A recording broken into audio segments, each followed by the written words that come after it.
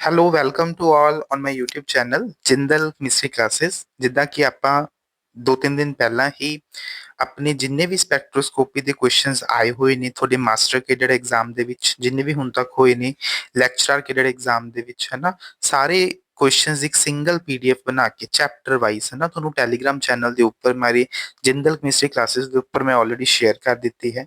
ਔਰ ਮੈਂ ਤੁਹਾਨੂੰ ਕਿਹਾ ਵੀ ਸੀ ਕਿ ਤੁਸੀਂ ਇਸ ਵੀਡੀਓ ਨੂੰ ਸੋਲੂਸ਼ਨ ਵੀਡੀਓ ਨੂੰ ਦੇਖਣ ਤੋਂ ਪਹਿਲਾਂ ਰਾਜੀ ਸਭ ਤੋਂ ਪਹਿਲਾਂ ਕੁਐਸਚਨਸ ਨੂੰ ਖੁਦ ਪ੍ਰੈਕਟਿਸ ਕਰਨਾ ਹੈ, ਤਾਂ ਕਿ ਤੁਹਾਨੂੰ ਪਤਾ ਚੱਲੇ ਕਿ ਕਿਹੜੇ ਕਨਸੈਪਟ ਤੁਹਾਨੂੰ ਆ ਰਹੇ ਨੇ ਔਰ ਪ੍ਰੋਬਲਮ ਕਿੱਥੇ ਆ ਰਹੀ ਜਦੋਂ ਤੁਸੀਂ ਸੋਲੂਸ਼ਨ ਵੀਡੀਓ ਨੂੰ ਦੇਖੋਗੇ, ਹੈ ਨਾ। ਅਗਰ ਤੁਸੀਂ ਡਾਇਰੈਕਟਲੀ ਜੰਪ ਕਰਕੇ ਸੋਲੂਸ਼ਨ ਵੀਡੀਓ ਦੇਖ ਰਹੇ ਹੋ ਤਾਂ ਇਹ ਚੰਗੀ ਗੱਲ ਨਹੀਂ ਹੈ। ਪਹਿਲਾਂ ਕੁਐਸਚਨ ਖੁਦ ਪ੍ਰੈਕਟਿਸ ਕਰੋ ਬੇਟਾ, ਕਿਉਂਕਿ ਕੁਐਸਚਨ ਪ੍ਰੈਕਟਿਸ ਹੀ ਸਭ ਤੋਂ ਜ਼ਿਆਦਾ ਇੰਪੋਰਟੈਂਟ ਹੈ ਕਿਸੇ ਵੀ ਕੰਪੀਟੀਟਿਵ ਐਗਜ਼ਾਮ ਨੂੰ ਕ੍ਰੈਕ ਕਰਨ ਦੇ ਲਈ, ਹੈ ਨਾ। ਮੈਂ ਕਰਵਾ ਰਿਹਾ, ਤੁਹਾਨੂੰ ਡੈਫੀਨਿਟਲੀ ਨਾਲ ਸਮਝ ਆਉਂਦਾ ਰਹੇਗਾ, ਹੈ ਨਾ, ਉਹਦੇ ਵਿੱਚ ਕੋਈ ਦਿੱਕਤ ਨਹੀਂ ਆਊਗੀ। ਬਟ ਜਦੋਂ ਤੁਸੀਂ ਖੁਦ ਪ੍ਰੈਕਟਿਸ ਕਰੋਗੇ ਨਾ ਆਪ, ਤੁਹਾਨੂੰ ਉੱਥੋਂ ਰੀਅਲ ਪਤਾ ਚੱਲਦਾ ਕਿ ਮੈਨੂੰ ਕਿੱਥੇ ਐਨਾਲਿਸਿਸ ਦੀ ਜ਼ਰੂਰਤ ਹੈ, ਕਿੱਥੇ ਮੇਨ ਪ੍ਰੋਬਲਮ ਆ ਰਹੀ ਹੈ, ਮੈਨੂੰ ਕੁਐਸਚਨ ਸਮਝ ਨਹੀਂ ਆ ਰਿਹਾ, ਮੇਰੇ ਕਨਸੈਪਟ ਵੀਕ ਨੇ, ਹੈ ਨਾ। ਤਾਂ ਇਸੇ ਵੀਡੀਓ ਦੇ ਡਿਸਕ੍ਰਿਪਸ਼ਨ ਬਾਕਸ ਦੇ ਵਿੱਚ ਤੁਹਾਨੂੰ ਟੈਲੀਗ੍ਰਾਮ ਚੈਨਲ ਦਾ ਲਿੰਕ ਵੀ ਮਿਲ ਜਾਏਗਾ, ਔਰ ਅਦਰਵਾਈਜ਼ ਤੁਸੀਂ ਸਰਚ ਕਰਕੇ ਜਿੰਦਲ ਕੈਮਿਸਟਰੀ ਕਲਾਸਿਸ ਤੇ ਵੀ ਸਰਚ ਕਰਕੇ ਜੁਆਇਨ ਹੋ ਸਕਦੇ ਹੋ ਨਾ। ਇਸ ਦਾ ਸੋਲੂਸ਼ਨ ਦਾ ਪੀਡੀਐਫ ਵੀ ਤੁਹਾਨੂੰ ਟੈਲੀਗ੍ਰਾਮ ਚੈਨਲ ਤੇ ਹੀ ਅਵੇਲੇਬਲ ਹੋਏਗਾ।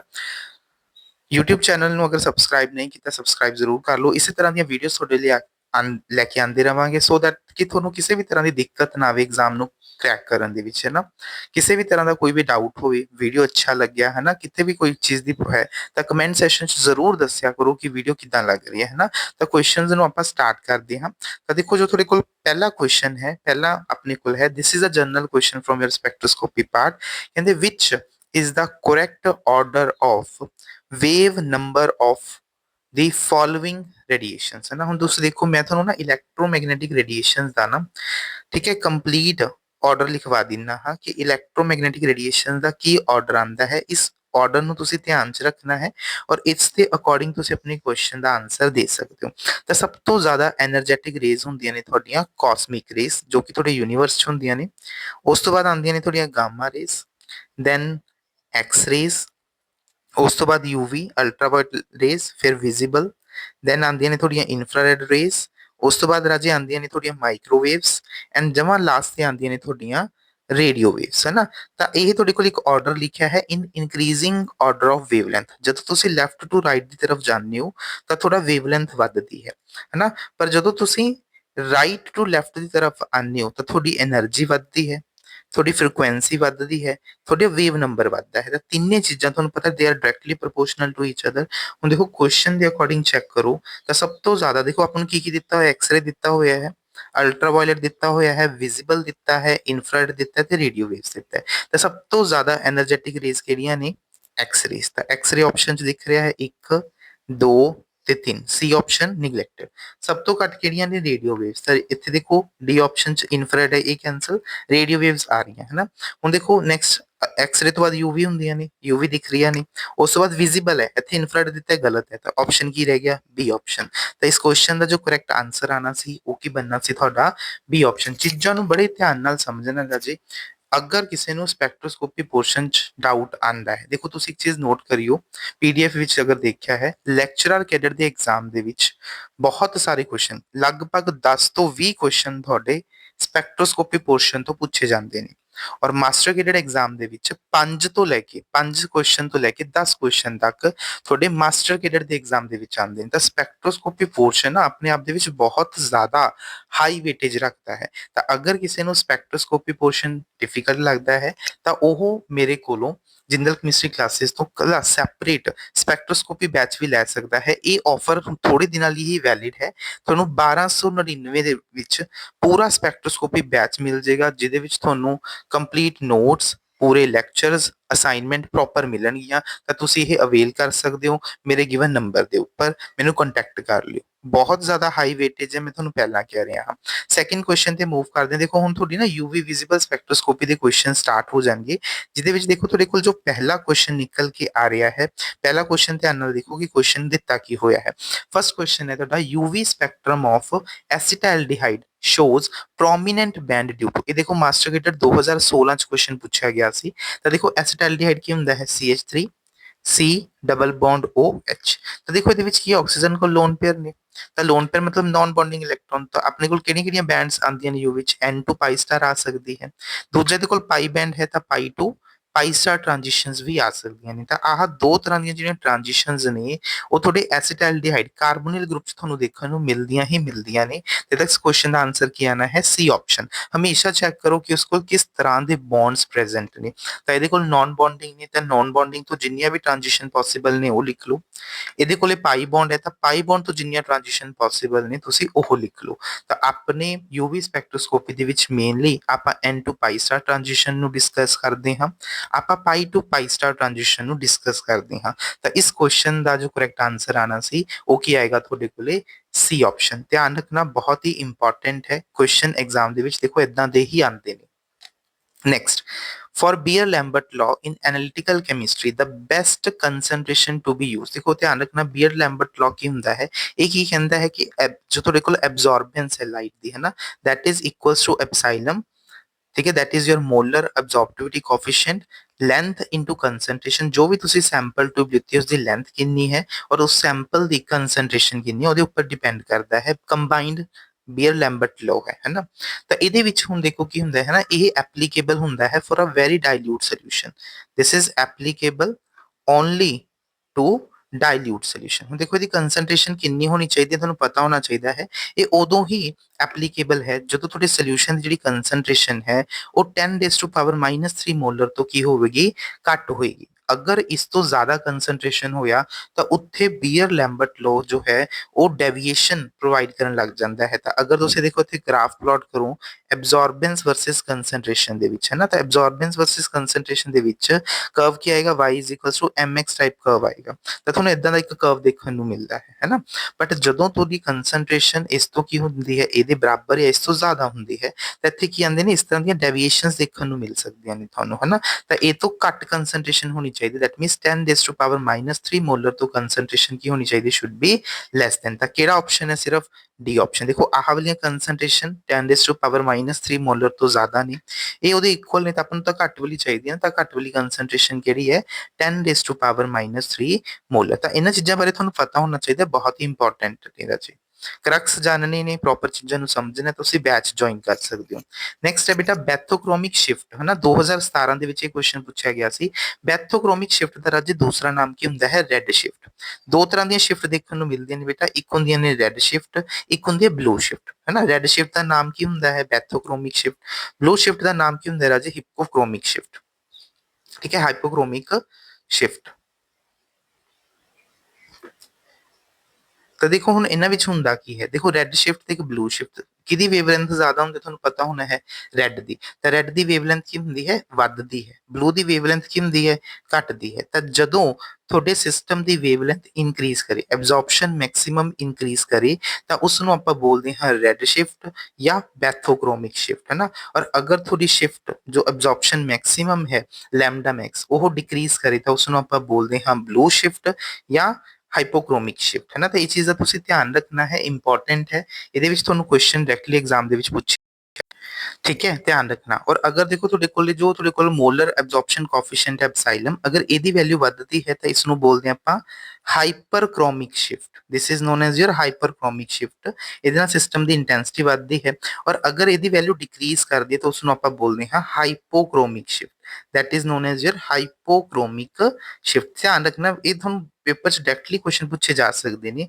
ਅੱਛਾ ਨੋਟ ਇੱਥੇ that is hypsochromic, ਇੱਥੇ ਲਿਖ ਲਿਓ ਬਲੂ ਸ਼ਿਫਟ ਮਤਲਬ hypsochromic ਸ਼ਿਫਟ ਹੁੰਦਾ ਹੈ, ਜਿਹਦੇ ਵਿੱਚ ਤੁਹਾਡੀ ਵੇਵਲੈਂਥ ਕੀ ਕਰਦੀ ਹੈ? ਤੁਹਾਡੀ ਡਿਕਰੀਜ਼ ਕਰਦੀ ਹੈ ਲੈਮਡਾ ਮੈਕਸ ਤੋਂ। ਕੀ ਕਰਦੀ ਹੈ? ਤੁਹਾਡੀ ਡਿਕਰੀਜ਼ ਕਰਦੀ ਹੈ। ਕਿਉਂਕਿ ਦੇਖੋ ਬਲੂ ਤੇ ਰੈੱਡ ਨੂੰ ਕੰਪੇਅਰ ਕਰ ਲਿਓ, ਰੈੱਡ ਦੀ ਵੇਵਲੈਂਥ ਜ਼ਿਆਦਾ ਹੈ, ਤਾਂ ਅਗਰ ਤੁਹਾਡੀ ਵੇਵਲੈਂਥ ਲੌਂਗਰ ਵੇਵਲੈਂਥ ਦੀ ਤਰਫ ਸ਼ਿਫਟ ਕਰਦੀ ਹੈ that is known as your red shift, bathochromic shift. ਤਾਂ ਇਸ ਕੁਐਸਚਨ ਦਾ ਆਂਸਰ ਕੀ ਆਣਾ ਹੈ ਤੁਹਾਡੇ ਕੋਲੇ?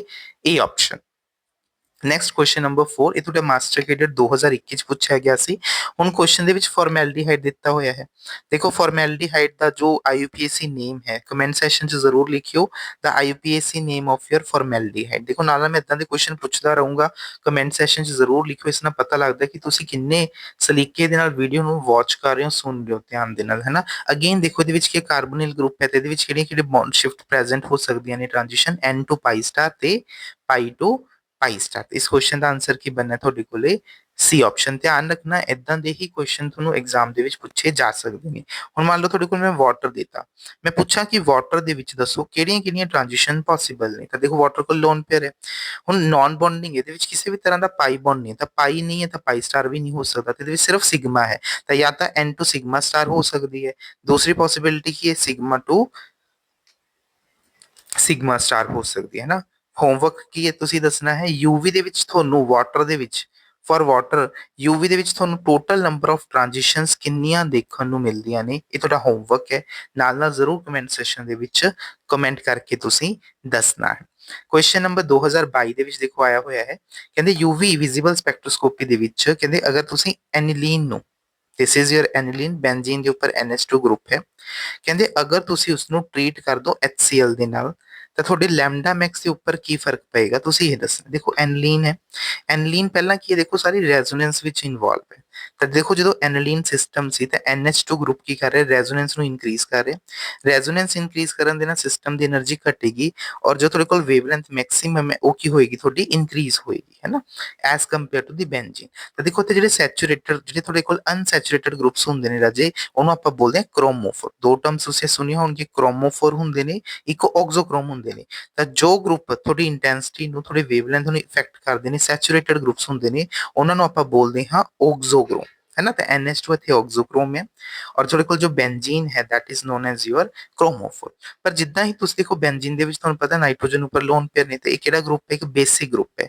ਤਾਂ ਜਦੋਂ ਐਸਿਡ ਦੇ ਨਾਲ ਰਿਐਕਸ਼ਨ ਕਰਵਾਈ ਤਾਂ ਐਸਿਡ ਤੇ ਬੇਸ ਕੀ ਬਣ ਗਏ ਨੇ ਤੁਹਾਡੇ ਕੋਲੇ, that becomes NH3 ਪੋਜ਼ਿਟਿਵ। ਤਾਂ ਕੀ ਹੋ ਗਿਆ ਇੱਥੇ, ਐਸਿਡ ਬੇਸ ਰਿਐਕਸ਼ਨ ਹੋ ਗਈ ਹੈ, ਤੇ ਇਹ ਕੀ ਬਣ ਗਿਆ, ਇੱਕ ਐਨੀਲੀਨੀਅਮ ਆਇਨ ਬਣ ਚੁੱਕਿਆ ਹੈ। ਕੀ ਬਣ ਚੁੱਕਿਆ ਤੁਹਾਡਾ, ਐਨੀਲੀਨੀਅਮ ਆਇਨ ਬਣ ਚੁੱਕਿਆ ਹੈ। ਦੇਖੋ ਜਿਹੜਾ ਐਨੀਲੀਨੀਅਮ ਆਇਨ ਇੱਥੇ ਬਣਿਆ ਹੈ ਤੁਹਾਡੇ ਕੋਲੇ, ਹੈ ਨਾ, ਤਾਂ ਇਹਦੇ ਨਾਲ ਕੀ ਹੋ ਗਿਆ, ਰੈਜ਼ੋਨੈਂਸ ਸਟਾਪ ਹੋ ਗਈ ਹੈ। ਨਾਈਟ੍ਰੋਜਨ ਕੋ ਜਿਹੜਾ ਲੋਨ ਪੇਅਰ ਸੀ ਉਹ ਕੋਆਰਡੀਨੇਟ ਕਿਹਦੇ ਨਾਲ ਕਰ ਗਿਆ, H ਪੋਜ਼ਿਟਿਵ ਹੋਇਆ ਐਸਿਡ, ਤਾਂ ਰੈਜ਼ੋਨੈਂਸ ਰੁਕ ਗਈ ਹੈ, रेजोनेंस स्टॉप हो गया as compare to your starting material, है ना।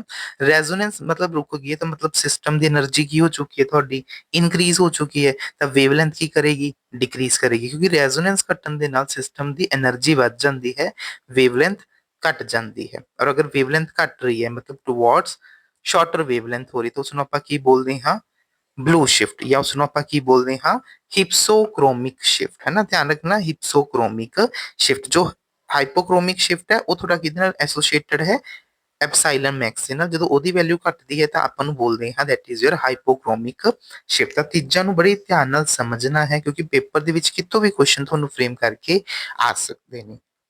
ਨੈਕਸਟ ਲੈਕਚਰਰ ਕੈਡਟ ਦੇ ਵਿੱਚ ਸੇਮ ਕੁਐਸਚਨ ਪੁੱਛਿਆ ਗਿਆ ਸੀ ਐਸੀਟੈਲਡੀਹਾਈਡ ਬਾਰੇ। ਦੇਖੋ ਐਸੀਟੈਲਡ ਸੇਮ ਕੁਐਸਚਨ ਆਪਾਂ ਆਲਰੇਡੀ ਕਰ ਚੁੱਕੇ ਹਾਂ ਕਿ ਇਹਦੇ ਕੋਲ ਆਕਸੀਜਨ ਕੋਲ ਲੋਨ ਪੇਅਰ ਹੋਣ ਕਰਕੇ ਪਾਈ ਬੌਂਡ ਵੀ ਹੈ, ਤਾਂ n to pi star transition ਕਰ ਸਕਦਾ ਹੈ ਤੇ pi to pi star transition ਕਰ ਸਕਦਾ ਹੈ। ਇਹ ਲੈਕਚਰਰ ਕੈਡਟ 2016-15 ਦੇ ਵਿੱਚ ਜਿਹੜਾ ਪੇਪਰ ਹੋਇਆ ਸੀ ਫਸਟ ਟਾਈਮ, ਹੈ ਨਾ, ਕਾਫੀ ਸਾਲਾਂ ਬਾਅਦ, ਉਹਦੇ ਵਿੱਚ ਇਹ ਕੁਐਸਚਨ ਪੁੱਛਿਆ ਗਿਆ ਸੀ, ਤੇ ਇਹਦਾ ਆਨਸਰ ਕੀ ਬਣੂਗਾ ਤੁਹਾਡੇ ਕੋਲੇ, ਸੀ ਆਪਸ਼ਨ। ਨੈਕਸਟ ਹੈ the relative energy spacing between the energy levels for various type of transitions in a molecule। ਦੇਖੋ 2016 ਦੇ ਵਿੱਚ ਦੂਸਰਾ ਕੁਐਸਚਨ ਵੀ ਯੂਵੀ ਤੋਂ ਪੁੱਛਿਆ ਗਿਆ। ਤੁਸੀਂ ਐਨਲਾਈਜ਼ ਕਰਿਓ ਕਿ 2016 ਦੇ ਲੈਕਚਰਰ ਕੈਡਟ ਦੇ ਵਿੱਚ ਕਿੰਨੇ ਕੁਐਸਚਨ ਤੁਹਾਡੇ ਸਪੈਕਟ੍ਰੋਸਕੋਪੀ ਚ ਆਏ ਹੋਏ ਨੇ। 2021 ਦੇ ਵਿੱਚ ਤੁਸੀਂ ਚੈੱਕ ਕਰਿਓ ਕਿੰਨੇ ਕੁਐਸਚਨ ਤੁਹਾਡੇ ਸਪੈਕਟ੍ਰੋਸਕੋਪੀ ਪੋਰਸ਼ਨ। ਤਾਂ ਕਰਕੇ ਮੈਂ ਬੇਟਾ ਬਾਰ-ਬਾਰ ਐਮਫਸਾਈਜ਼ ਕਰ ਰਿਹਾ ਕਿ ਅਗਰ ਤੁਹਾਨੂੰ ਇਹ ਪਾਰਟ ਨਹੀਂ ਆਂਦਾ ਤਾਂ ਇਸ ਨੂੰ ਕਰ ਲਓ, ਇਹ ਪਾਰਟ ਦੀ ਵੇਟੇਜ ਬਹੁਤ ਜ਼ਿਆਦਾ ਹੈ from the examination point of view, ਹੈ ਨਾ। ਤਾਂ ਦੇਖੋ ਹੁਣ ਆਪਾਂ એનર્ਜੀ ਨੂੰ ਕੰਪੇਅਰ ਕਰਨਾ ਹੈ, ਤਾਂ ਦੇਖੋ ਆਪਣੇ ਕੋਲ ਇੱਕ ਆਪਾਂ ਸਪੈਸੀਫਿਕਲੀ ਆਰਡਰ ਲਿਖਿਆ ਸੀ। ਆਪਣੇ ਕੋਲ ਦੇਖੋ ਯੂਵੀ, ਫਿਰ ਆਪਣੇ ਕੋਲ ਆਈਆਂ ਸੀ ਯੂਵੀ ਵਿਜ਼ੀਬਲ, ਵਿਜ਼ੀਬਲ ਤੋਂ ਬਾਅਦ ਇਨਫਰਾਰੈਡ ਆਈਆਂ ਸੀ, ਉਸ ਤੋਂ ਬਾਅਦ ਆਈਆਂ ਸੀ ਮਾਈਕ੍ਰੋਵੇਵਸ, ਔਰ ਲਾਸਟ ਤੇ ਕੀ ਸੀ ਤੁਹਾਡੇ ਕੋਲ, ਰੇਡੀਓ ਵੇਵਸ, ਹੈ ਨਾ। ਤੁਹਾਨੂੰ ਇਹਨਾਂ ਚੀਜ਼ਾਂ ਬਾਰੇ ਪਤਾ ਹੋਣਾ ਚਾਹੀਦਾ ਕਿ ਹਰ ਇੱਕ ਜੋ ਵੇਵ ਹੈ ਨਾ ਉਹਦੇ ਕੋਰਸਪੋਂਡਿੰਗ ਡਿਫਰੈਂਟ ਟਾਈਪਸ ਦੀਆਂ ਟ੍ਰਾਂਜੀਸ਼ਨਸ ਕੀ ਹੁੰਦੀਆਂ ਨੇ ਰਾਜੇ, ਪੋਸੀਬਲਸ ਹੁੰਦੀਆਂ ਨੇ, ਹੈ ਨਾ। ਮਾਈਕ੍ਰੋਵੇਵ ਕੀ ਕਰਵਾਉਂਦੀਆਂ ਨੇ, ਰੋਟੇਸ਼ਨਸ ਕਰਵਾਉਂਦੀਆਂ ਨੇ। ਧਿਆਨ ਰੱਖਣਾ એનર્ਜੀ ਤੁਹਾਡੀ right to left the side ਵੱਧਦੀ ਹੈ। ਧਿਆਨ ਰੱਖਣਾ this is the order of energy. ਤਾਂ ਰੋਟੇਸ਼ਨ ਸਭ ਤੋਂ ਘੱਟ એનર્ਜੀ, ਤਾਂ ਰੋਟੇਸ਼ਨ ਦੀ એનર્ਜੀ ਸਭ ਤੋਂ ਘੱਟ ਹੋਏਗੀ। ਆਈਆਰ ਦੇ ਵਿੱਚ ਕੀ ਹੁੰਦੀਆਂ ਨੇ, ਤੁਹਾਡੀਆਂ ਵਾਈਬ੍ਰੇਸ਼ਨਸ ਹੁੰਦੀਆਂ ਨੇ, ਵਾਈਬ੍ਰੇਸ਼ਨ ਟ੍ਰਾਂਜੀਸ਼ਨਸ ਹੁੰਦੀਆਂ ਨੇ। ਔਰ ਯੂਵੀ ਵਿਜ਼ੀਬਲ ਦੇ ਵਿੱਚ ਤੁਹਾਡੀਆਂ ਕੀ ਹੁੰਦੀਆਂ ਨੇ, ਇਲੈਕਟ੍ਰੋਨਿਕ ਟ੍ਰਾਂਜੀਸ਼ਨਸ ਹੁੰਦੀਆਂ ਨੇ, ਕਿਉਂਕਿ ਇਲੈਕਟ੍ਰੋਨਿਕ ਟ੍ਰਾਂਜੀਸ਼ਨਸ ਨੂੰ ਕਰਨ ਦੇ ਲਈ ਹਾਈ એનર્ਜੀ ਰਿਕੁਆਇਰਡ ਹੁੰਦੀ ਹੈ, and they are given by UV visible. ਤਾਂ ਇਲੈਕਟ੍ਰੋਨਿਕ ਦੀ એનર્ਜੀ ਸਭ ਤੋਂ ਜ਼ਿਆਦਾ ਹੈ, ਉਸ ਤੋਂ ਬਾਅਦ ਵਾਈਬ੍ਰੇਸ਼ਨ ਦੀ, ਔਰ ਸਭ ਤੋਂ ਘੱਟ એનર્ਜੀ ਕਿਹਦੀ ਹੁੰਦੀ ਹੈ ਤੁਹਾਡੇ, ਕਿਹਦੀ ਹੁੰਦੀ ਹੈ ਰਾਜੇ ਤੁਹਾਡੇ, that is your rotation ਦੀ। ਇਹ ਚੀਜ਼ ਦਾ ਤੁਸੀਂ ਖਾਸ ਧਿਆਨ ਰੱਖਣਾ ਹੈ, ਠੀਕ ਹੈ।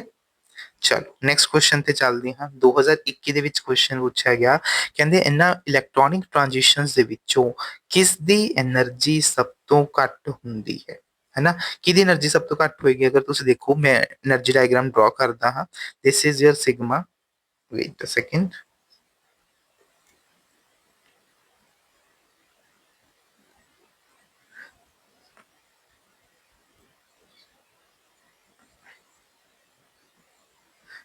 this is sigma, this is pi, this is non bonding, this is pi star, this is sigma star। ਤਾਂ ਦੇਖੋ ਤੁਸੀਂ ਅਗਰ ਟ੍ਰਾਂਜੀਸ਼ਨਸ ਇੱਥੇ ਹੁਣ ਆਬਜ਼ਰਵ ਕਰੋਗੇ ਨਾ, ਤਾਂ ਜਦੋਂ ਤੁਸੀਂ ਟ੍ਰਾਂਜੀਸ਼ਨਸ ਨੂੰ ਆਬਜ਼ਰਵ ਕਰੋਗੇ ਤਾਂ ਦੇਖੋ ਇੱਕ ਤੁਹਾਡੇ ਕੋਲ ਕੀ ਹੈ, sigma to sigma star transition ਹੈ ਨਾ? ਤਾਂ ਮੈਂ ਲਿਖ ਲੈਣਾ ਸਭ ਤੋਂ ਜ਼ਿਆਦਾ energy sigma to sigma star ਦੀ ਹੀ ਹੁੰਦੀ ਹੈ। ਉਸ ਤੋਂ ਬਾਅਦ ਦੇਖੋ ਕਿਹੜੀਆਂ ਆ ਰਹੀਆਂ ਨੇ ਤੁਹਾਡੇ ਕੋਲ, pi to pi star, n to pi star आ रही है और एन टू सिग्मा स्टार आ रही है। ਤੁਹਾਡੇ ਕੋਲ ਆਹ ਡਿਫਰੈਂਟ ਤਰ੍ਹਾਂ ਦੀਆਂ ਜੋ ਟ੍ਰਾਂਜੀਸ਼ਨਸ ਨੇ ਉਹ ਤੁਹਾਨੂੰ ਦੇਖਣ ਨੂੰ ਮਿਲ ਰਹੀਆਂ ਨੇ। ਸਭ ਤੋਂ ਘੱਟ ਦੇਖੋ એનર્ਜੀ ਟ੍ਰਾਂਜੀਸ਼ਨ ਕਿਹਦੇ ਵਿੱਚ ਹੈ, एन टू पाई स्टार ਦੇ ਵਿੱਚ। ਦੇਖੋ ਇਹਨਾਂ ਵਿੱਚ ਤਾਂ ਕੋਈ ਦਿੱਕਤ ਹੀ ਨਹੀਂ ਹੈ, ਕੁਐਸਚਨ ਆਪਣਾ ਸੋਲਵ ਹੋ ਗਿਆ। ਲੋਐਸਟ એનર્ਜੀ ਮਤਲਬ n to pi star, options ਦੇਖੋ n to pi star available ਹੈ। ਬਟ ਜਿਹੜੀਆਂ ਦੋ ਟ੍ਰਾਂਜੀਸ਼ਨਸ ਨੇ, ਇੱਕ एन टू सिग्मा स्टार ਹੈ ਔਰ ਇੱਕ ਪਾਈ ਟੂ ਪਾਈ ਸਟਾਰ ਹੈ, ਇਹਨਾਂ ਵਿੱਚ એનર્ਜੀ ਦਾ ਆਰਡਰ ਕਿੱਦਾਂ ਲਿਖੋਗੇ? ਦੇਖੋ ਹੁਣ ਅਗਰ ਇਹ ਆਪਾਂ ਐਗਜ਼ੈਕਟ ਮੈਗਨੀਟਿਊਡ ਨਾਲ ਡਾਇਗਰਾਮ ਨਹੀਂ ਬਣਾਇਆ ਤਾਂ ਇਹਨੂੰ ਯਾਦ ਰੱਖਣ ਦਾ ਤਰੀਕਾ ਕੀ ਹੈ? ਦੇਖੋ ਤੁਸੀਂ ਆਲਰੇਡੀ ਹਾਈ એનર્ਜੀ ਲਿਖ ਸਕਦੇ ਹੋ ਨਾ, ਤਾਂ ਇਹਦੇ ਵਿੱਚ ਕਿਹੜੀ એનર્ਜੀ ਆ ਰਹੀ, ਸਿਗਮਾ ਸਟਾਰ ਆਰਬਿਟਲ ਆ ਰਹੀ ਹੈ। ਤਾਂ ਸਿਗਮਾ ਸਟਾਰ ਜਿੱਥੇ ਵੀ ਹੈ ਉਹਨੂੰ ਪਹਿਲਾਂ ਲਿਖ ਦਿਓ। ਤਾਂ ਐਨ to sigma star the energy ਜ਼ਿਆਦਾ ਹੋਏਗੀ ਪਾਈ ਟੂ ਪਾਈ ਸਟਾਰ ਟ੍ਰਾਂਜੀਸ਼ਨਸ ਨਾਲ। ਧਿਆਨ ਰੱਖਣਾ ਪਾਈ ਸਟਾਰ ਵਾਲੀਆਂ ਟ੍ਰਾਂਜੀਸ਼ਨਸ ਦੀ એનર્ਜੀ ਘੱਟ ਹੁੰਦੀ ਹੈ, ਠੀਕ ਹੈ। ਸਿਗਮਾ ਟੂ ਸਿਗਮਾ ਸਟਾਰ ਵਾਲਿਆਂ ਦੀ એનર્ਜੀ ਕੀ ਹੁੰਦੀ ਹੈ ਤੁਹਾਡੀ, ਜ਼ਿਆਦਾ ਹੁੰਦੀ ਹੈ। ਤਾਂ ਇਹ ਤੁਹਾਡਾ એનર્ਜੀ ਦਾ ਓਵਰਆਲ ਆਰਡਰ ਹੈ। ਪੇਪਰ 'ਚ ਆਰਡਰ ਵੀ ਪੁੱਛਿਆ ਜਾ ਸਕਦਾ, ਧਿਆਨ ਰੱਖੋ। ਇਹਦੇ ਵਿੱਚ ਹੁਣ ਡਾਇਰੈਕਟਲੀ ਕੁਐਸਚਨ ਪੁੱਛ ਲਿਆ ਕਿ ਲੋਐਸਟ એનર્ਜੀ ਕਿਹੜੀ ਹੈ, ਪੇਪਰ 'ਚ ਕੀ ਪਤਾ ਆਰਡਰ ਦੇ ਦੇਣ, ਤਾਂ ਕੁਐਸਚਨ ਕਿਤੋਂ ਵੀ ਫਰੇਮ ਹੋ ਕੇ ਆ ਸਕਦਾ ਹੈ। 2021 ਦੇ ਵਿੱਚ ਫਿਰ ਕੁਐਸਚਨ ਪੁੱਛਿਆ ਗਿਆ, ਕਹਿੰਦੇ ਯੂਵੀ ਸਪੈਕਟ੍ਰੋਸਕੋਪੀ ਕਾਰਬੋਨਿਲ ਗਰੁੱਪ ਦੇ ਵਿੱਚ ਆਪਾਂ ਨੂੰ ਪਤਾ ਦੋ ਹੀ ਤਰ੍ਹਾਂ ਦੀਆਂ ਟ੍ਰਾਂਜੀਸ਼ਨਸ ਹੁੰਦੀਆਂ ਨੇ, ਐਨ ਟੂ ਪਾਈ ਸਟਾਰ ਤੇ pi to pi star transition. They are the most prominent ਹੈ ਨਾ, ਕਹਿੰਦੇ ਚੂਜ਼ ਕਰੋ। ਦੇਖੋ ਹੁਣ ਕੋਈ ਵੀ ਟ੍ਰਾਂਜੀਸ਼ਨਸ ਹੁੰਦੀਆਂ ਨੇ ਉਹਦੇ ਸਿਲੈਕਸ਼ਨ ਰੂਲ ਹੁੰਦੇ ਨੇ, ਉਹਦੇ ਕੀ ਹੁੰਦੇ ਨੇ, ਸਿਲੈਕਸ਼ਨ ਰੂਲ। ਜਿਹਦੇ ਵਿੱਚ ਪਹਿਲਾ ਕੀ ਹੈ, ਸਪਿਨ ਸਿਲੈਕਸ਼ਨ ਰੂਲ, ਕਿ ਜਦੋਂ ਵੀ ਇਲੈਕਟ੍ਰੋਨ ਥੋੜਾ ਟ੍ਰਾਂਜੀਸ਼ਨ ਕਰੇਗਾ, ਐਕਸਾਈਟ ਹੋਏਗਾ, there should be no change in the spin of the electron. अगर इलेक्ट्रॉन क्लॉकवाइज ਸੀ ਪਹਿਲਾਂ ਤਾਂ ਆਫਟਰ ਟ੍ਰਾਂਜੀਸ਼ਨ, ਤਾਂ ਟ੍ਰਾਂਜੀਸ਼ਨ ਕਰਨ ਤੋਂ ਬਾਅਦ ਵੀ ਉਹ ਕੀ ਰਹੇਗਾ ਤੁਹਾਡੇ ਕੋਲੇ, ਕਲੋਕਵਾਈਜ਼ ਹੀ ਰਹੇਗਾ, ਐਂਟੀ ਕਲੋਕਵਾਈਜ਼ ਨਹੀਂ ਹੋ ਸਕਦਾ। ਅਗਰ ਐਦਾਂ ਹੋਇਆ ਤਾਂ ਉਹ ਤੁਹਾਡੇ ਸਪਿਨ ਰੂਲ ਨੂੰ ਕੀ ਕਰੇਗਾ, ਅਨਫੋਲੋ ਕਰੇ। ਦੂਸਰਾ ਰੂਲ ਕੀ ਕਹਿੰਦਾ ਹੈ ਕਿ ਜਦੋਂ ਵੀ ਟ੍ਰਾਂਜੀਸ਼ਨ ਹੋਣੀ ਹੈ ਹਮੇਸ਼ਾ ਜਿਰੇਡ ਟੂ ਅਨਜਿਰੇਡ ਹੋਏਗੀ ਜਾਂ ਵਾਈਸ ਵਰਸਾ, ਕਦੇ ਵੀ ਜਿਰੇਡ ਟੂ ਜਿਰੇਡ ਜਾਂ ungerade to ungerade that is not possible. ਹੁਣ ਇਹਦੇ ਲਈ ਤੁਹਾਨੂੰ ਪਤਾ ਹੋਣਾ ਚਾਹੀਦਾ ਕਿਹੜੀਆਂ ਆਰਬਿਟਲ ਜਿਰੇਡ ਨੇ, ਕਿਹੜੀਆਂ ਅਨਜਿਰੇਡ ਨੇ, ਤਾਂ ਲਿਖ ਲੈਣਾ। ਦੇਖੋ ਐਨ ਨੂੰ ਆਪਾਂ ਨਾ ਕਲਾਸੀਫਾਈ ਨਹੀਂ ਕਰ ਸਕਦੇ ਜਿਰੇਡ ਤੇ ਅਨਜਿਰੇਡ ਦੇ ਵਿੱਚ। ਐਨ ਟੂ ਪਾਈ ਸਟਾਰ, ਤਾਂ ਪਾਈ ਸਟਾਰ ਜਿਹੜੀ ਟ੍ਰਾਂਜੀਸ਼ਨ ਹੁੰਦੀ ਹੈ ਜਿਰੇਡ ਹੁੰਦੀ ਹੈ। ਤਾਂ ਇਹਦੇ ਵਿੱਚ ਦੇਖੋ ਕਿਉਂਕਿ ਐਨ ਨੂੰ ਆਪਾਂ ਕਲਾਸੀਫਾਈ ਨਹੀਂ ਕਰ ਰਹੇ ਤਾਂ ਇਹ ਟ੍ਰਾਂਜੀਸ਼ਨ ਕੀ ਹੁੰਦੀ ਹੈ, ਫੋਰਬਿਡਨ ਹੈ, ਕਿਉਂਕਿ ਇਹਦੇ ਵਿੱਚ ਆਪਾਂ ਦੱਸ ਹੀ ਨਹੀਂ ਪਾ ਰਹੇ ਐਨ ਅਨਜਿਰੇਡ ਹੈ ਜਾਂ ਜਿਰੇਡ ਹੈ। ਪਾਈ ਟੂ ਪਾਈ ਸਟਾਰ ਟ੍ਰਾਂਜੀਸ਼ਨ ਦੇਖੋ, ਪਾਈ ਸਟਾਰ ਜਿਹੜੀ ਹੁੰਦੀ ਹੈ ਦੈਟ ਇਜ਼ ਯਰ ਜਿਰੇਡ ਔਰ ਪਾਈ ਕੀ ਹੁੰਦੀ ਹੈ, ਅਨਜਿਰੇਡ। ਤਾਂ ਅਨਜਿਰੇਡ ਟੂ ਜਿਰੇਡ ਹੋ ਰਹੀ ਹੈ ਦੈਟ ਇਜ਼ ਅਲਾउड, ਉਹ ਪੋਸੀਬਲ ਹੈ। ਤਾਂ ਇਹ ਅਲਾउड ਟ੍ਰਾਂਜੀਸ਼ਨ ਹੈ। ਤਾਂ ਦੋਨੋਂ ਟ੍ਰਾਂਜੀਸ਼ਨ ਦੇ ਵਿੱਚੋਂ ਐਨ ਟੂ ਪਾਈ ਸਟਾਰ ਟ੍ਰਾਂਜੀਸ਼ਨ ਫੋਰਬਿਡਨ ਹੈ, ਇਹ ਆਪਸ਼ਨ ਗਲਤ ਹੈ। ਪਾਈ ਟੂ ਪਾਈ ਸਟਾਰ ਫੋਰਬਿਡਨ ਕਹਿ ਰਹੇ ਨੇ, ਇਹ ਵੀ ਗਲਤ ਹੈ। ਐਨ ਟੂ ਪਾਈ ਸਟਾਰ ਫੋਰਬਿਡਨ ਹੈ, ਤਾਂ ਇਹ ਸੀ ਆਪਸ਼ਨ ਕੀ ਹੈ ਤੁਹਾਡਾ ਕਰੈਕਟ ਹੈ। ਇਹਨਾਂ ਚੀਜ਼ਾਂ ਬਾਰੇ ਬੇਟਾ ਡੀਪ ਨੌਲੇਜ ਹੋਣੀ ਬਹੁਤ ਹੀ ਜ਼ਿਆਦਾ ਜ਼ਰੂਰੀ ਹੈ ਕਿ ਇਹ ਕਿੱਦਾਂ ਬਣੀਆਂ, ਹੈ ਨਾ। ਚੀਜ਼ਾਂ ਨੂੰ ਸਮਝਣਾ ਬਹੁਤ ਜ਼ਰੂਰੀ ਹੈ ਕਿਉਂਕਿ ਕੁਐਸਚਨ ਅਗਰ ਤੁਹਾਨੂੰ ਕੰਸੈਪਟ ਪਤਾ ਨਹੀਂ, you can attempt the question in just 30 seconds only। 30 seconds ਦੇ ਵਿੱਚ ਵੀ ਮੈਂ ਜ਼ਿਆਦਾ ਕਹਿ ਰਹੀ ਹਾਂ, ਕਈ ਕੁਐਸਚਨਸ ਇਦਾਂ ਹੁੰਦੇ ਨੇ ਦੇਖਦੇ ਸਾਰ ਹੀ ਤੁਸੀਂ ਟਿਕ ਕਰ ਸਕਦੇ ਹੋ।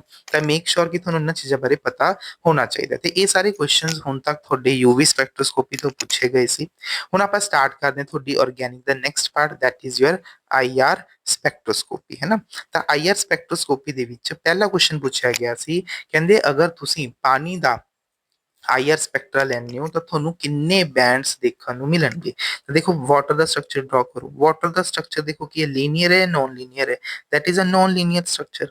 ਔਰ ਤੁਹਾਨੂੰ ਪਤਾ ਹੋਣਾ ਚਾਹੀਦਾ ਹੈ ਨॉन ਲੀਨੀਅਰ ਸਟਰਕਚਰ ਦੇ ਲਈ ਆਈਆਰ ਦੇ ਵਿੱਚ ਆਪਾਂ ਕੀ ਕਾਊਂਟ ਕਰਦੇ ਹਾਂ, ਵਾਈਬ੍ਰੇਸ਼ਨਲ ਮੋਡਸ। ਕੀ ਕੈਲਕੂਲੇਟ ਕਰਦੇ ਹਾਂ ਆਪਾਂ, ਵਾਈਬ੍ਰੇਸ਼ਨਲ ਮੋਡਸ। ਤਾਂ ਆਪਣੇ ਕੋਲੇ ਜੋ ਨੰਬਰ ਆਫ ਮੋਡਸ ਆਉਂਦੇ ਨੇ for a non linear molecule ਉਹ ਕਿੰਨੇ ਹੁੰਦੇ ਨੇ, 3n-6 where n ਕਿਨੂੰ ਰਿਪਰੈਜ਼ੈਂਟ ਕਰਦਾ total number of atoms present in your molecule. ਤਾਂ ਵਾਟਰ ਦੇ ਵਿੱਚ ਕਿੰਨੇ ਐਟਮਸ ਨੇ ਟੋਟਲ 3, ਤਾਂ 3 into 3 -6 ਤਾਂ ਕਿੰਨੇ ਬਣ ਗਏ 9 - 6 ਦੈਟ ਮੀਨਸ ਟੋਟਲ ਕਿੰਨੀਆਂ ਵਾਈਬ੍ਰੇਸ਼ਨਸ ਨੇ ਟੋਟਲ 3 ਵਾਈਬ੍ਰੇਸ਼ਨਸ ਤੁਹਾਨੂੰ ਦੇਖਣ ਨੂੰ ਮਿਲਣਗੀਆਂ ਪਾਣੀ ਦੇ ਵਿੱਚ ਹੈ ਨਾ। ਤੇ ਇੱਥੇ ਆਨਸਰ ਕੀ ਬਣੇਗਾ 3 IR ਬੈਂਡਸ। ਤਾਂ ਡਾਇਰੈਕਟਲੀ ਕੁਐਸਚਨਸ ਨੇ ਤੁਹਾਡੇ ਕਨਸੈਪਟ ਦੇ ਉੱਪਰ ਨੰਬਰ ਆਫ ਟ੍ਰਾਂਜੀਸ਼ਨਸ कैलकुलेट करनी सी वाइब्रेशंस और ओदे बेस के ऊपर ही थोड़ा क्वेश्चन थोड़े तो फ्रेम करके पूछा गया सी। नेक्स्ट कहते which of the following molecule doesn't show a vibration जो शो नहीं करेगा। देखो कंडीशन की हुंदी है वाइब्रेशन स्पेक्ट्रा नु शो करन दी। वाइब्रेशन दे विच की हुंदा है there should be a change in dipole moment, there should be a change in dipole moment during vibration in a molecule. During vibration ਤਾਂ ਜਦੋਂ ਕੋਈ ਮੋਲੀਕਿਊਲ ਵਾਈਬ੍ਰੇਟ ਕਰ ਰਿਹਾ ਹੈ ਤਾਂ ਵਾਈਬ੍ਰੇਸ਼ਨ ਦੇ ਦੌਰਾਨ ਅਗਰ ਉਹਦਾ ਡਾਈਪੋਲ ਮੂਵਮੈਂਟ ਨਾਨ ਜ਼ੀਰੋ ਆਏਗਾ, ਠੀਕ ਹੈ, that is a non zero, ਤਾਂ ਆਪਾਂ ਕੀ ਕਵਾਂਗੇ ਕਿ ਉਹ ਥੋੜਾ ਵਾਈਬ੍ਰੇਸ਼ਨਲ ਜਾਂ IR ਐਕਟਿਵ ਹੈ, ਅਦਰਵਾਈਜ਼ ਨਹੀਂ। ਤਾਂ ਹੁਣ ਇਹਦੇ ਲਈ ਕੀ ਹੁੰਦਾ ਮੈਂ ਤੁਹਾਨੂੰ ਕਿਹਾ ਸੀਗਾ ਟ੍ਰਿਕ ਧਿਆਨ ਰੱਖੋ ਜਿੰਨੇ ਵੀ ਤੁਹਾਡੇ ਸਾਰੇ ਮੋਲੀਕਿਊਲਸ ਹੋਣਗੇ ਸਾਰੇ ਦੇ ਸਾਰੇ ਵਾਈਬ੍ਰੇਸ਼ਨਲ ਐਕਟਿਵ ਹੋਣਗੇ ਐਕਸੈਪਟ ਹੋਮੋਨਿਊਕਲੀਅਰ डायटोमिक मॉलिक्यूल। ਤਾਂ ਹੋਮੋਨਿਊਕਲੀਅਰ ਡਾਇਆਟੋਮਿਕ ਮੋਲੀਕਿਊਲ ਨੂੰ ਛੱਡ ਕੇ ਸਾਰੇ ਦੇ ਸਾਰੇ ਕੀ ਹੋਣਗੇ ਤੁਹਾਡੇ IR ਐਕਟਿਵ ਹੋਣਗੇ। ਤਾਂ ਜਿਹੜੇ ਤੁਹਾਡੇ ਆਹ ਵਾਲੇ ਮੋਲੀਕਿਊਲਸ ਹੁੰਦੇ ਨੇ ਇਹ ਕੀ ਹੁੰਦੇ ਨੇ ਤੁਹਾਡੇ IR ਇਨਐਕਟਿਵ ਹੁੰਦੇ ਨੇ। ਹੁਣ ਦੇਖੋ ਇਹਨਾਂ ਦਾ ਮਤਲਬ ਕੀ ਹੁੰਦਾ ਹੋਮੋਨਿਊਕਲੀਅਰ ਮਤਲਬ ਇੱਕੋ ਜਿਹੇ ਐਟਮਸ ਹੋਣਗੇ, ਦੋ ਐਟਮ ਇੱਕੋ ਜਿਹੇ ਹੋਣਗੇ ਜਿਵੇਂ N2 ਦੋਨੋਂ ਐਟਮਸ ਇੱਕੋ ਜਿਹੇ ਨੇ H2 O2 ਇਹ ਸਾਰੇ ਕੀ ਹੋਣਗੇ ਤੁਹਾਡੇ IR इनएक्टिव होंगे है ना। तो एग्जांपल चेक करो H2 that is your homonuclear diatomic molecule. तो एक ये IR इनएक्टिव है। बाकी सब ਦੇ ਵਿੱਚ ਦੇਖੋ डाइपोल मोमेंट नॉन जीरो है, सब ਦਾ डाइपोल मोमेंट नॉन जीरो है। ਤੇ ਇਹ ਕੀ ਹੋਣਗੇ ਤੁਹਾਡੇ IR ਐਕਟਿਵ ਹੋਣਗੇ। ਤਾਂ ਇਹ ਤੁਹਾਡੇ ਰਾਜੇ ਵਾਈਬ੍ਰੇਸ਼ਨਲ ਸਪੈਕਟਰਾ ਕਹਿ ਲਓ ਜਾਂ IR ਸਪੈਕਟ੍ਰੋਸਕੋਪੀ ਦੀ ਕੰਡੀਸ਼ਨ ਹੈ ਕਿ ਇਹੀ ਮੋਲੀਕਿਊਲ ਤੁਹਾਡੇ IR ਐਕਟਿਵ ਹੋ ਸਕਦੇ ਨੇ। ਨੈਕਸਟ ਕਹਿੰਦੇ ਡਾਈਮਿਥਾਈਲ ਸਲਫੋਕਸਾਈਡ ਹੈ ਉਹ ਤੁਹਾਡੇ ਮੈਟਲ ਦੇ ਨਾਲ ਕੋਆਰਡੀਨੇਟ ਕਰ ਰਿਹਾ है ना। पहले तो डाइमिथाइल सल्फोक्साइड ना ਤੁਹਾਨੂੰ ਪਤਾ ਹੋਣਾ ਚਾਹੀਦਾ ਸਟਰਕਚਰ ਕੀ ਹੈ। So this is a structure of your dimethyl sulfoxide. ਇਹਨੂੰ ਪਹਿਲਾਂ ਐਨਾਲਾਈਜ਼ ਕਰੋ। ਇਹਦੇ ਵਿੱਚ ਕੀ ਹੈ ਆਕਸੀਜਨ ਕੋਲ ਵੀ ਲੋਨ ਪੇਅਰ ਪਏ ਨੇ, ਇਹਦੇ ਕੋਲ ਸਲਫਰ ਕੋਲ ਵੀ ਲੋਨ ਪੇਅਰ ਪ੍ਰੈਜ਼ੈਂਟ ਹੈ ਵੀਕੈਂਟ। ਇਹ ਚੀਜ਼ ਦਾ ਧਿਆਨ ਰੱਖਣਾ।